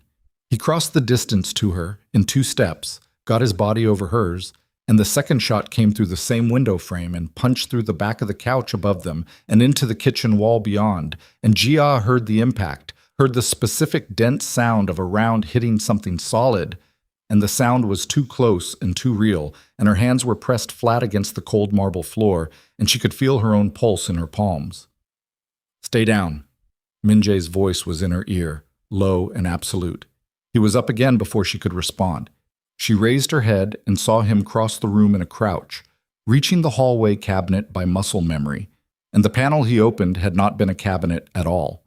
A secured compartment, biometric, releasing with a soft click to reveal weapons she had lived 20 feet from for 2 years without knowing existed. The chairman. She turned her head. He was behind the overturned coffee table, unhurt, his suit jacket torn at the shoulder from the fall, and he was on a phone speaking in a fast, low voice that she couldn't hear over the wind coming through the broken window. "Who is it?" she said. Her voice came out steadier than she expected. Min-jae checked the weapon in his hands with the compressed efficiency of someone who has done this enough times that the motion lives in the body rather than the mind. "Syndicate. Not my grandfather's people. Rival faction. There's been a power move building for 3 months. They've been waiting for an opening." He looked at the broken window, calculating angles. "They found one." "They're inside the building?" "They will be." He looked at her. "There's an emergency exit through the service corridor. Southeast corner, code is 7741. It takes you to the parking structure on the building's east side. There's a gray sedan on level 2, third row, key under the left rear wheel." "I'm not leaving without Gia." He said her name with the full weight of everything that had been between them. The 2 years of silence and the 2 weeks of something real, and the photograph and the broken glass and her hand against his chest. "I need you out. I cannot do what I need to do in the next 20 minutes if I'm managing your position in this room. Do you understand me?" She looked at him. "What are you going to do?" she said. "End it." He held her gaze. "I'm going to end it. All of it." The lights went out. The building's power, cut at the source, deliberate, tactical, the move of people who had done this before and knew that darkness was an asset when you controlled the timeline and your targets didn't. Emergency lighting kicked in after 3 seconds, low red, turning the penthouse into a theater of shadows and edge-lit surfaces. Somewhere below them, in the building's structure, she heard something that might have been an elevator cable or might have been gunfire absorbed by concrete. Min-jae pressed a phone into her hand. Not her phone. A clean one. A preloaded burner with a single contact already programmed. The screen showed one name, SHW, Shin Hae-won. "Tell her where I am," he said. "Tell her I'm ready to talk and I need extraction for both of us in the next 2 hours. Tell her everything I give her goes on record as voluntary cooperation." His jaw was tight. "Tell her to get people in this building now, because there are going to be bodies and I need the chain of custody clean." Gia looked at the phone. She looked at him. "You're doing this," she said. "I was always going to do this." He touched her face with one hand, fast and deliberate, the way you touch something you're afraid of not seeing again. "I just needed a reason to stop waiting." The third shot came through the second window. Min-jae shoved her toward the hallway, his body turning back toward the room as she moved, and she ran. Down the corridor in the red emergency light, bare feet on cold marble, the phone in her fist, and her heart slamming in her chest with the particular terrified rhythm of a body that has understood, without being told, that the next 20 minutes will determine everything. She hit the service door and punched the code 7741, and the door released, and she was in the concrete stairwell, gray and echoic, the sound of the building around her alive with things she couldn't see. She stopped on the first landing, opened the phone, pressed SHW. One ring. "Shin Hae-won." "It's Gia." Her voice echoed in the stairwell. "There's a tactical breach in progress at the penthouse. My husband wants to cooperate. Fully. He needs extraction, and he needs it now, and he needs the chain of custody clean because he says there will be... I know about the breach." The investigator's voice was sharp, moving, background noise of a vehicle or a command center behind it. "I've had eyes on that building for 6 hours. We're already moving." "Then move faster." "Mrs. Kang, it's Gia." She was already moving down the stairs again, fast, one hand on the railing in the red-lit dark. "And I will give you everything he can give you and more if you get people in that building before someone decides that the cleanest solution to tonight's problem is a man who can't testify because he's dead." The line was quiet for 2 seconds. "Level 2 parking structure, east side," Shin Hae-won said. "Gray sedan. We'll have people on you in 4 minutes. He told me about the car. He knew we knew about the car.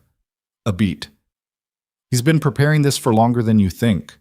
Jia hit the door to the parking structure and came out into the fluorescent-lit concrete cold and found the gray sedan exactly where he'd said it would be, and stood beside it in the vast underground quiet, with the phone in her hand and her breath coming in hard white clouds in the cold air. Above her, somewhere in the building, she heard gunfire. Real gunfire. Not a single shot. A sequence. Sharp and flat in the concrete structure, traveling down through the building's bones, and she pressed her back against the sedan and held the phone and counted seconds because counting was something to do with the part of her brain that wanted to go back up those stairs. She had been invisible in this building for 2 years. She had been furniture, decoration, a name on documents she never signed, a body in an apartment that didn't want her. And now she was standing in a parking structure listening to a war being fought above her head by a man who had spent 2 years pretending she didn't exist, and the past 2 weeks discovering that she was the only thing that mattered, and she was not going to fall apart in a parking garage. She was not going to be the person who fell apart. She had survived 2 years of a different kind of war, and she knew how to stand in the fire without headlights. 2 vehicles, moving fast, coming down the ramp from street level. Not the gray sedan. Black SUVs, moving with purpose and tactical positioning, and Jia had exactly 1 second to decide whether to run before the lead vehicle stopped and the doors opened and the people who got out were wearing jackets with agency identifiers, and one of them was Shin Hye-won, who moved like the investigator she was. Fast, focused, immediately scanning for the relevant threat. Her eyes found Jia. "Are you hurt?" "No." "Where is he?" "Penthouse. He has a weapon. He's dealing with the breach." Jia looked at the ceiling of the parking structure, concrete and rebar, and 40 floors of building above her. "He said he's ending it." Shin Hye-won looked at her with an expression that contained several things simultaneously. The professional assessment, the human something underneath it, the specific look of a person who has been in this work long enough to know that endings are never clean and always cost more than projected. "What does that mean to you?" the investigator asked. "When he says he's ending it." Jia thought about Min Jae's face in the red emergency light, the hand against her cheek, the specific deliberate quality of the way he said, "I was always going to do this." She thought about a man who had spent 2 years building a wall to protect her from the knowledge that he loved her, and had then, in the space of 2 weeks, dismantled it piece by piece because another man had asked for her phone number, and something in him had cracked open and refused to close again. She thought about whether the man upstairs with a gun and a decision made was the same man who had stood at a kitchen island at 7:30 in the morning and looked up when she walked in. He was both. They were the same person. "It means he's choosing," she said. Another burst of gunfire above them, closer or louder, or the building conducting sound differently. And Jia flinched with her whole body, and Shin Hye-won was already moving toward the stairwell door with 2 of her people, and her hand was on the door handle. And Jia said, "Investigator." Shin Hye-won stopped. "He cooperates fully, everything on record as voluntary. That was his condition." Jia's voice was steady. She held the woman's gaze. "You honor that." Shin Hye-won looked at her for 1 long second. "I honor that," she said. Then she went through the door and the concrete stairwell swallowed her.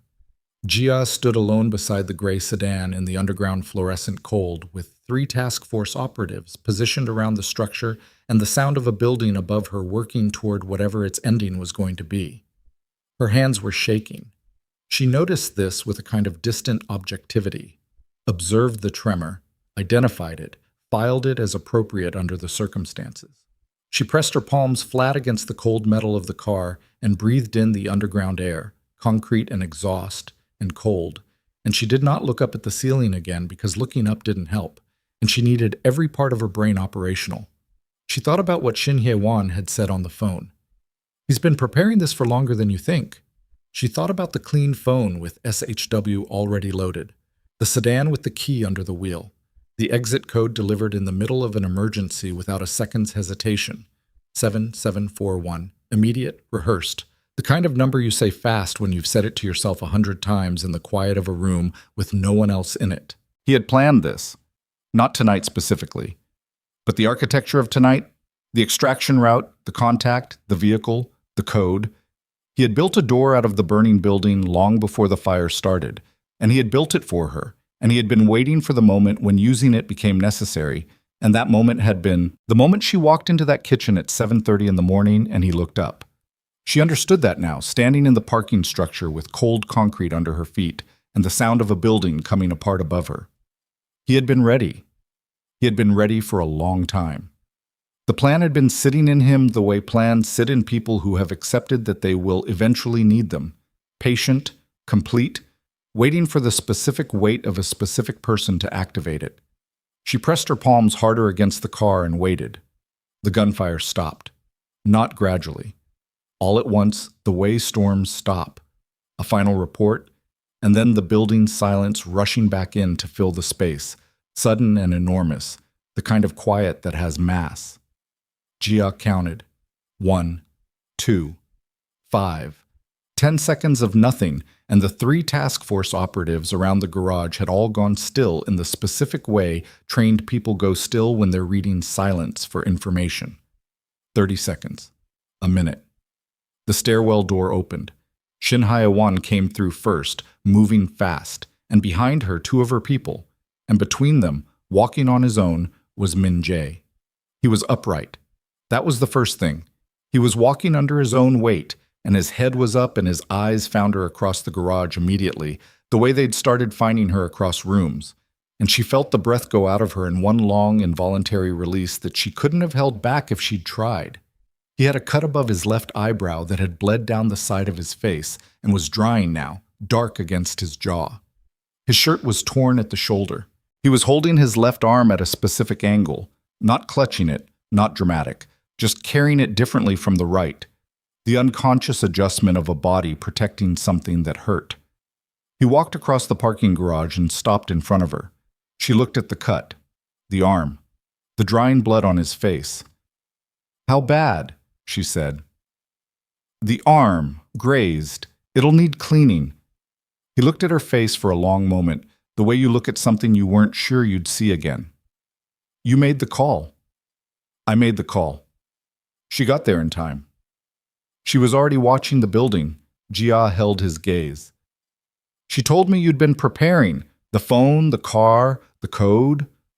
Something in his expression shifted. A fraction of acknowledgement, the particular look of a person whose preparation has been named aloud. "I've been thinking about this for a long time, and you didn't tell me. I didn't know you yet."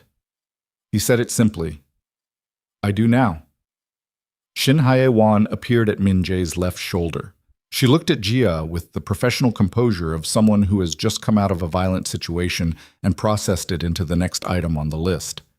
"We need to move, both of you. There are 2 more vehicles from the rival faction that haven't been accounted for, and I want everyone out of this structure before they are."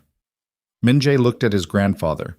Chairman Kang was being walked out of the stairwell by a task force operative, unhurt, his suit jacket still torn at the shoulder from the initial fall. He moved with the same composure he'd carried into the penthouse an hour ago, diminished by nothing or refusing to be diminished, which in a man like him amounted to the same thing. He came across the garage floor and stopped 6 feet from his grandson and looked at him with the 71 years of a particular life sitting fully visible on his face. "You called them before tonight," Min Jae said. "Not an accusation, a confirmation." 3 weeks ago, the chairman said, "I made initial contact."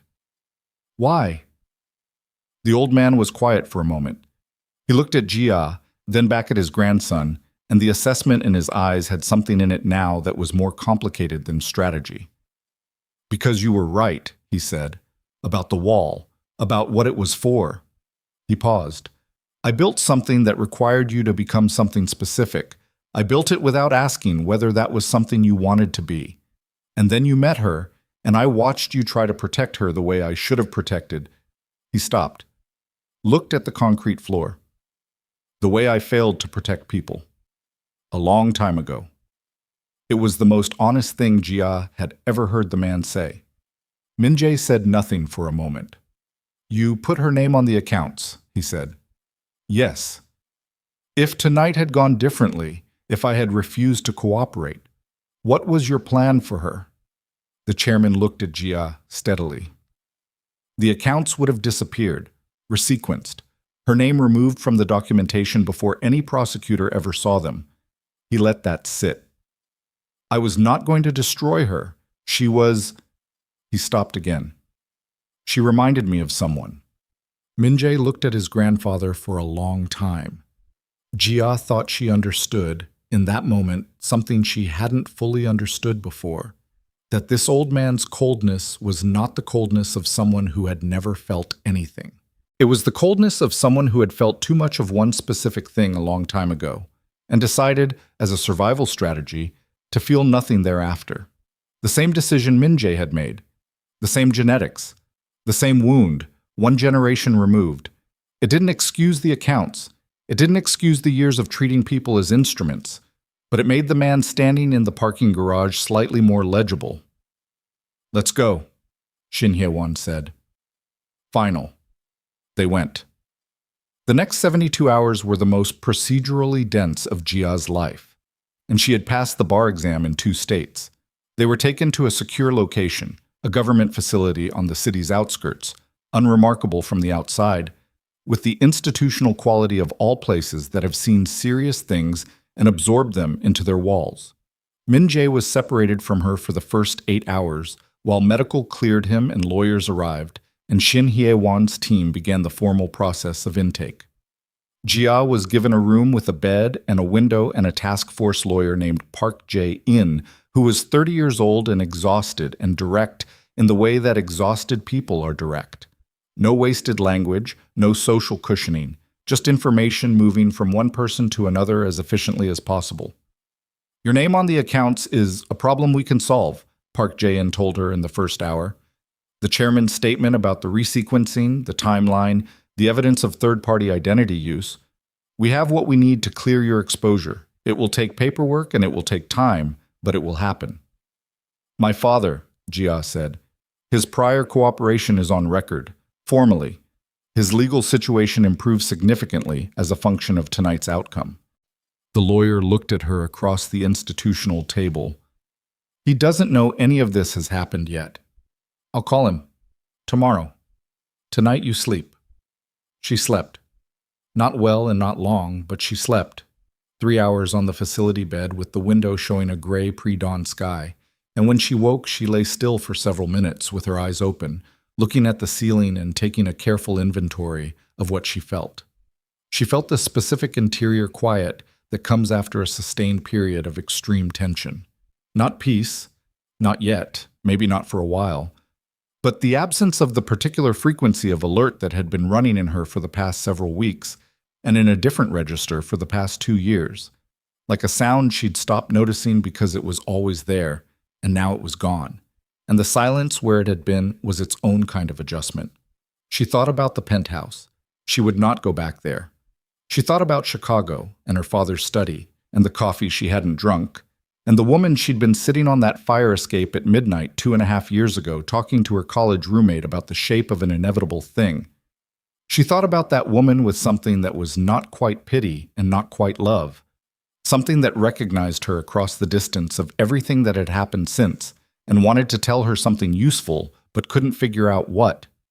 She got up, washed her face, looked at herself in the institutional mirror. Then she went to find Min-jae. He was in an interview room at the end of the corridor. She could see him through the narrow glass panel in the door, sitting across a table from 2 investigators and a lawyer, talking. She could not hear what he was saying. She could see the quality of it, the posture, the deliberate pace, the hands on the table open rather than closed, the body language of a man giving information with the specific intention of giving it completely. He was not performing cooperation. He was cooperating. She stood at the glass for a moment and then stepped back and went to get coffee from the machine at the end of the hall, and she sat on a plastic chair and drank bad institutional coffee and waited. He came out 2 hours later.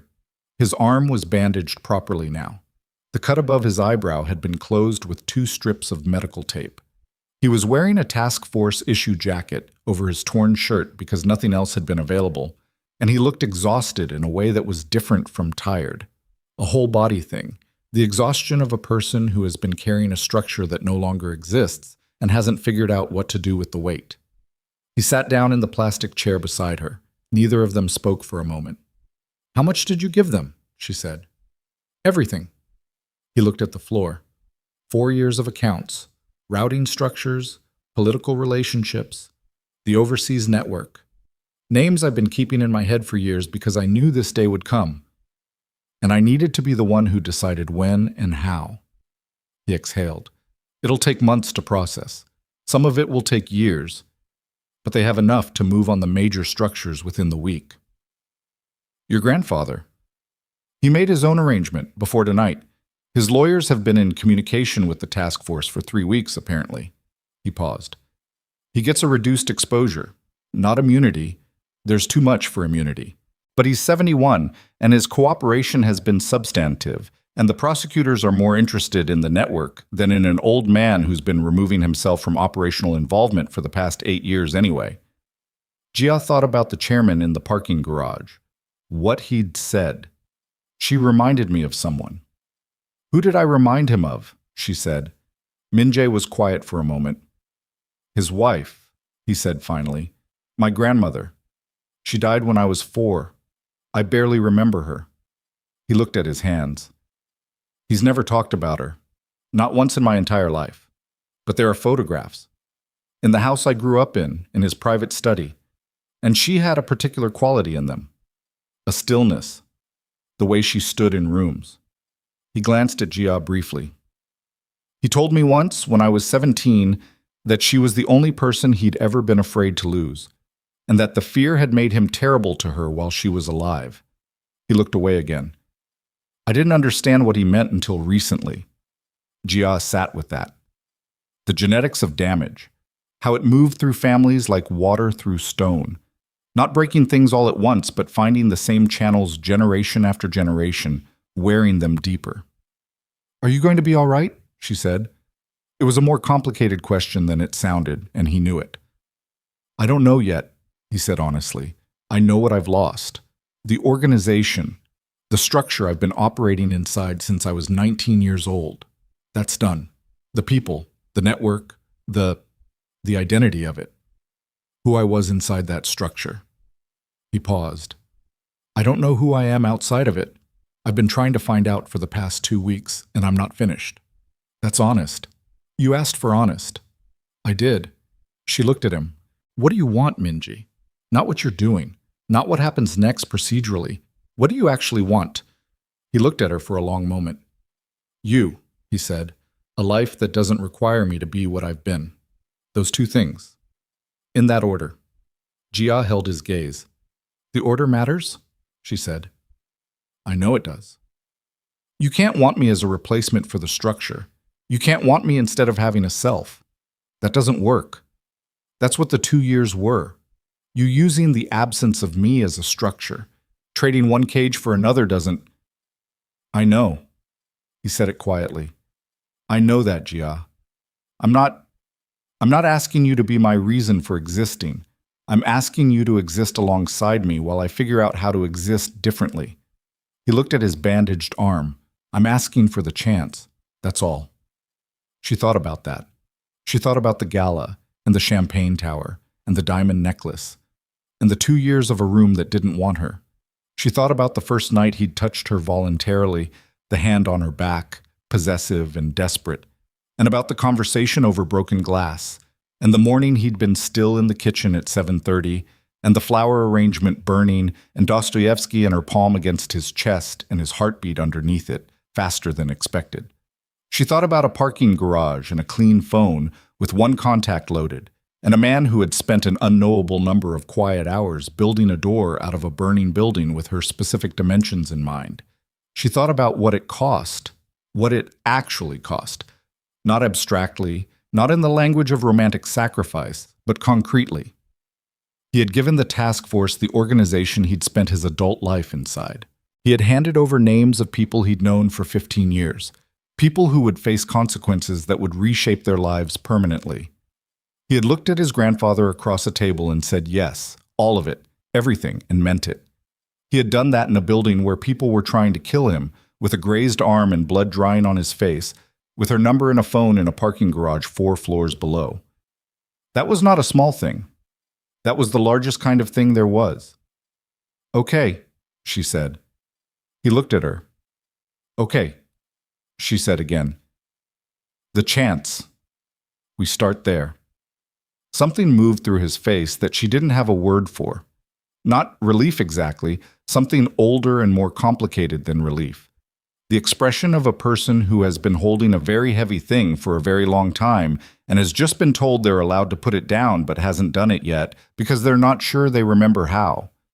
She reached over and put her hand over his on the plastic armrest between them. He turned his hand over and held hers. They sat like that in the fluorescent institutional corridor for a while, neither of them speaking, the bad coffee getting cold, and it was the most honest thing they had managed in 2 years of marriage. The formal processes took 4 months. Gia flew to Chicago in the second week and sat across from her father in the kitchen of the Lincoln Park house and had the conversation she'd been carrying since the fire escape 2.5 years ago. It was not easy, and it was not resolved in a single afternoon, and she did not pretend otherwise. Her father wept. She did not. She sat with his grief and her own anger and the complicated geology of a relationship between two people who loved each other and had both been diminished by the same choice. And by the end of the afternoon, they had not fixed anything, but they had begun to be honest with each other, which was a different thing. She went back to Seoul. She did not go back to the penthouse. She found an apartment in Mapogu, 4th floor, decent light, walking distance to the river. She signed the lease herself with money from her own account. She'd maintained her own finances throughout the marriage with the particular foresight of a woman who was never fully sure of the ground beneath her. She furnished it minimally. She slept there alone for 2 months and found that she didn't hate it. Min-jae was in a different kind of process. The cooperation agreement required his continued availability for testimony and additional documentation, which kept him in Seoul under the task force's supervision. He was not detained. The cooperative framework gave him significant latitude, but he operated within clear parameters. He was also, in those months, doing the work that he'd told her he needed to do, figuring out who he was outside the structure. She saw him twice in the first month. Both times were brief and functional, signing documents, coordinating their respective legal situations, which remained partially entangled through the account exposure issue. Both times he was careful, measured. He did not push. He asked how she was and listened to the answer and did not use it as an opening to something else. She found herself thinking about him at odd moments. In the 3rd month, he called her, not about documents. He called at 8:30 on a Thursday evening, and when she answered, he said, "I'm learning to cook. I'm terrible at it. I thought you should know." Gia stood in her Mapogu kitchen and looked out at the river and almost laughed. "Why are you telling me?" "Because you learned to cook Korean food from YouTube videos at 2 in the morning for 2 years, and I never once noticed or acknowledged it, and it seemed like something worth saying something about." The silence had a different quality from their old silences. "I know about the videos," he said. I noticed more than you think. I was just very committed to pretending otherwise." "Min-jae." "I know, I'm saying it because you deserve to know that you were never actually invisible. Not to me. Not for a single day."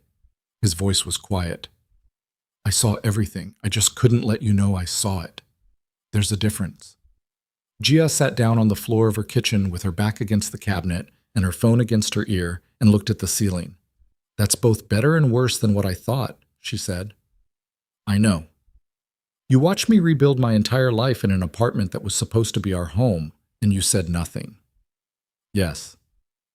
That's going to take more than a phone call about cooking." "I know that too." A pause. "I'm not calling to fix it. I'm calling because I didn't want another week to go by where you didn't know." She thought about what it meant that he could do this now. Make a call like this, say words like these, without the architecture of the syndicate and the grandfather and the 30 layers of control he'd built around himself over decades.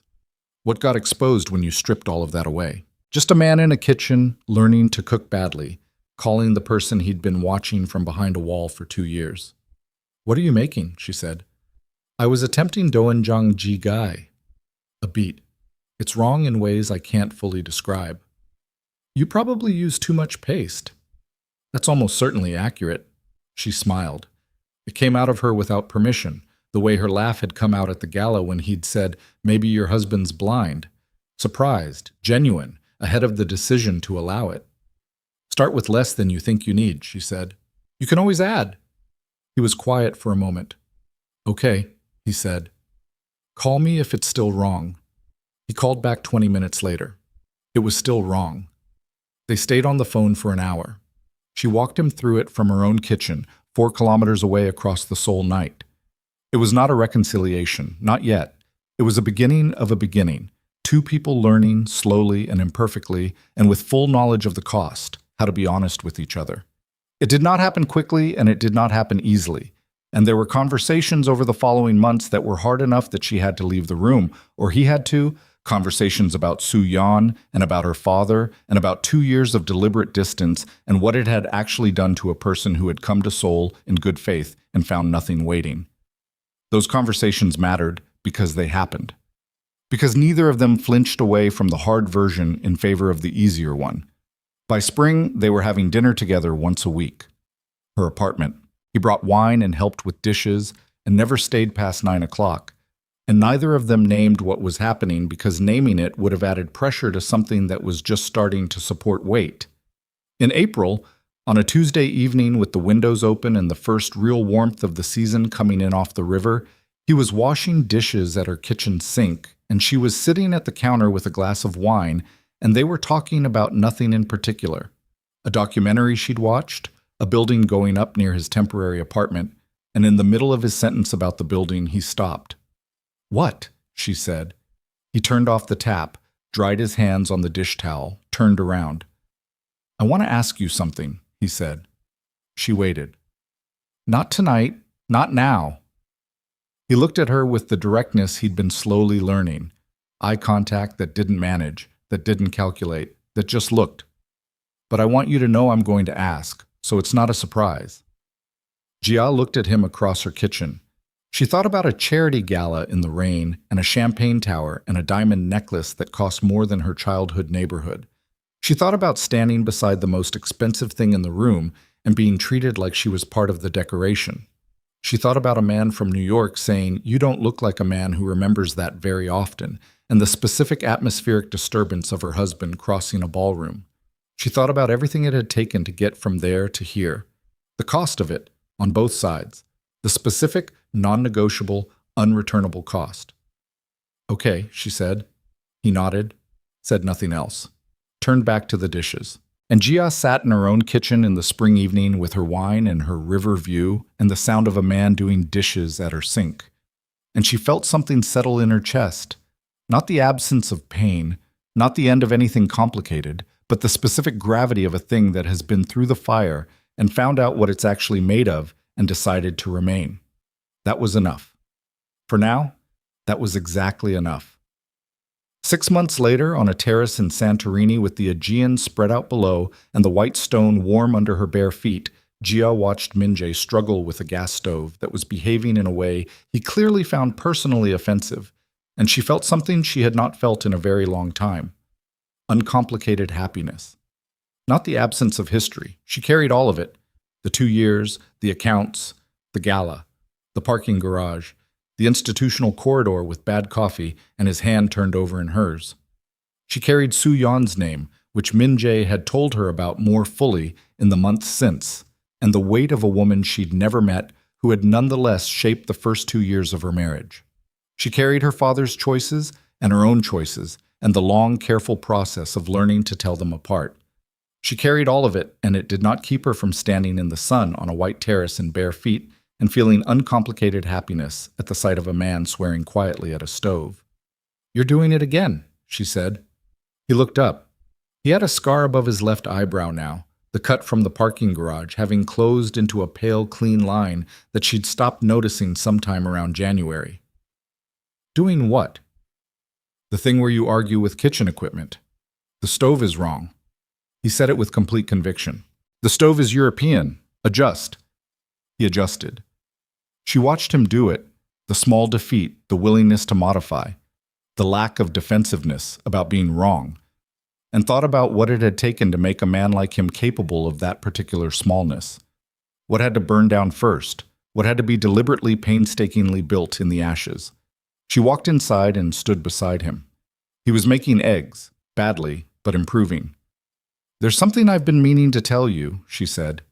He glanced at her, kept stirring. "I called Ethan Carter," she said. "Last month. I had Shin Hae-won give me his actual contact information." Min-jae's hand slowed on the pan. "I wanted to know," she said, "whether what he did at the gala was real or whether it was operational. Whether he'd seen a woman in a difficult situation and reacted to it as a person, or whether he'd identified a potential asset and ran a protocol." "And?" "Both," she said. "It was both. He told me that.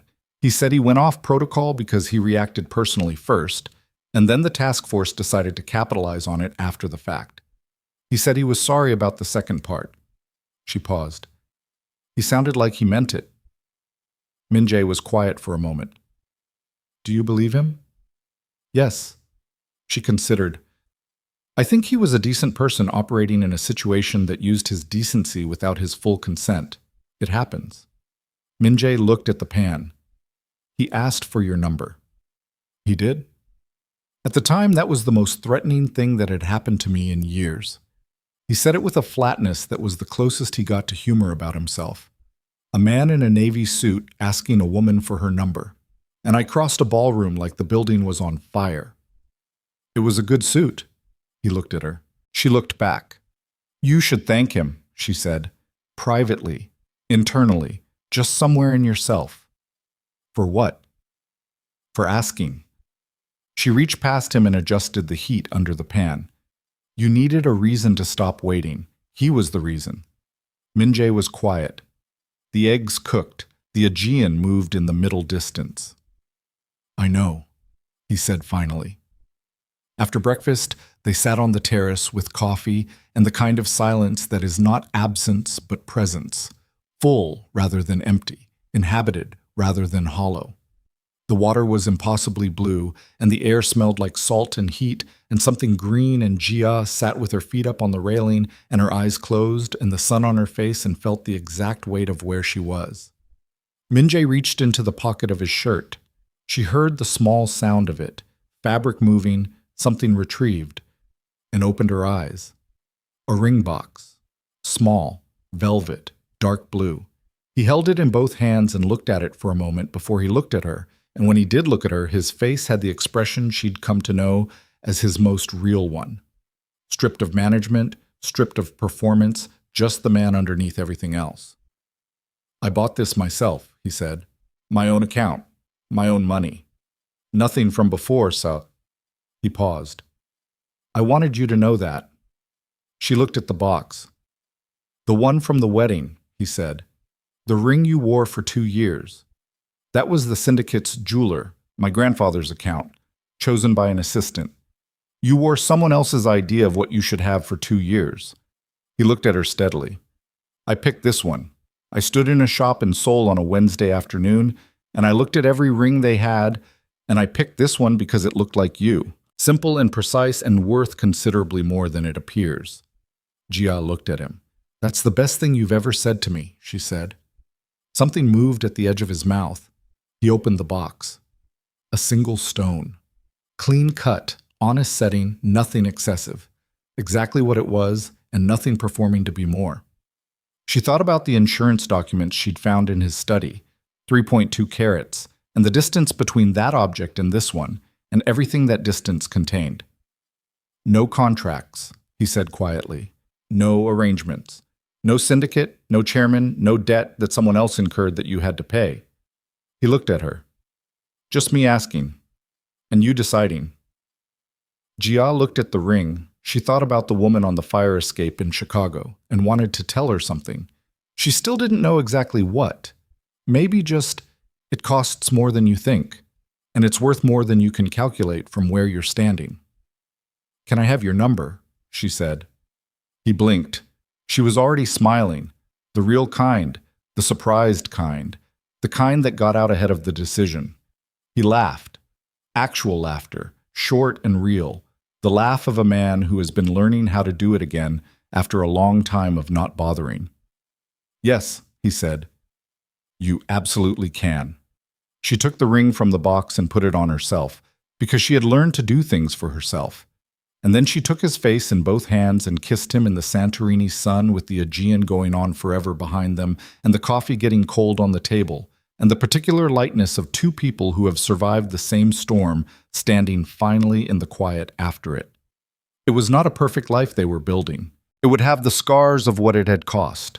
Her 2 years of invisible patience, his decades of deliberate damage, the accounts and the ballroom and the broken glass and the parking garage, all of it present and accounted for and carried forward honestly rather than buried.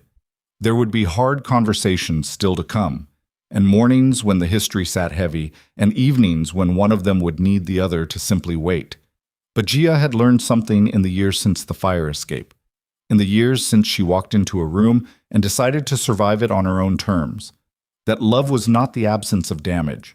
It was the decision, made clearly and without illusion, to remain, every day, after everything, especially then.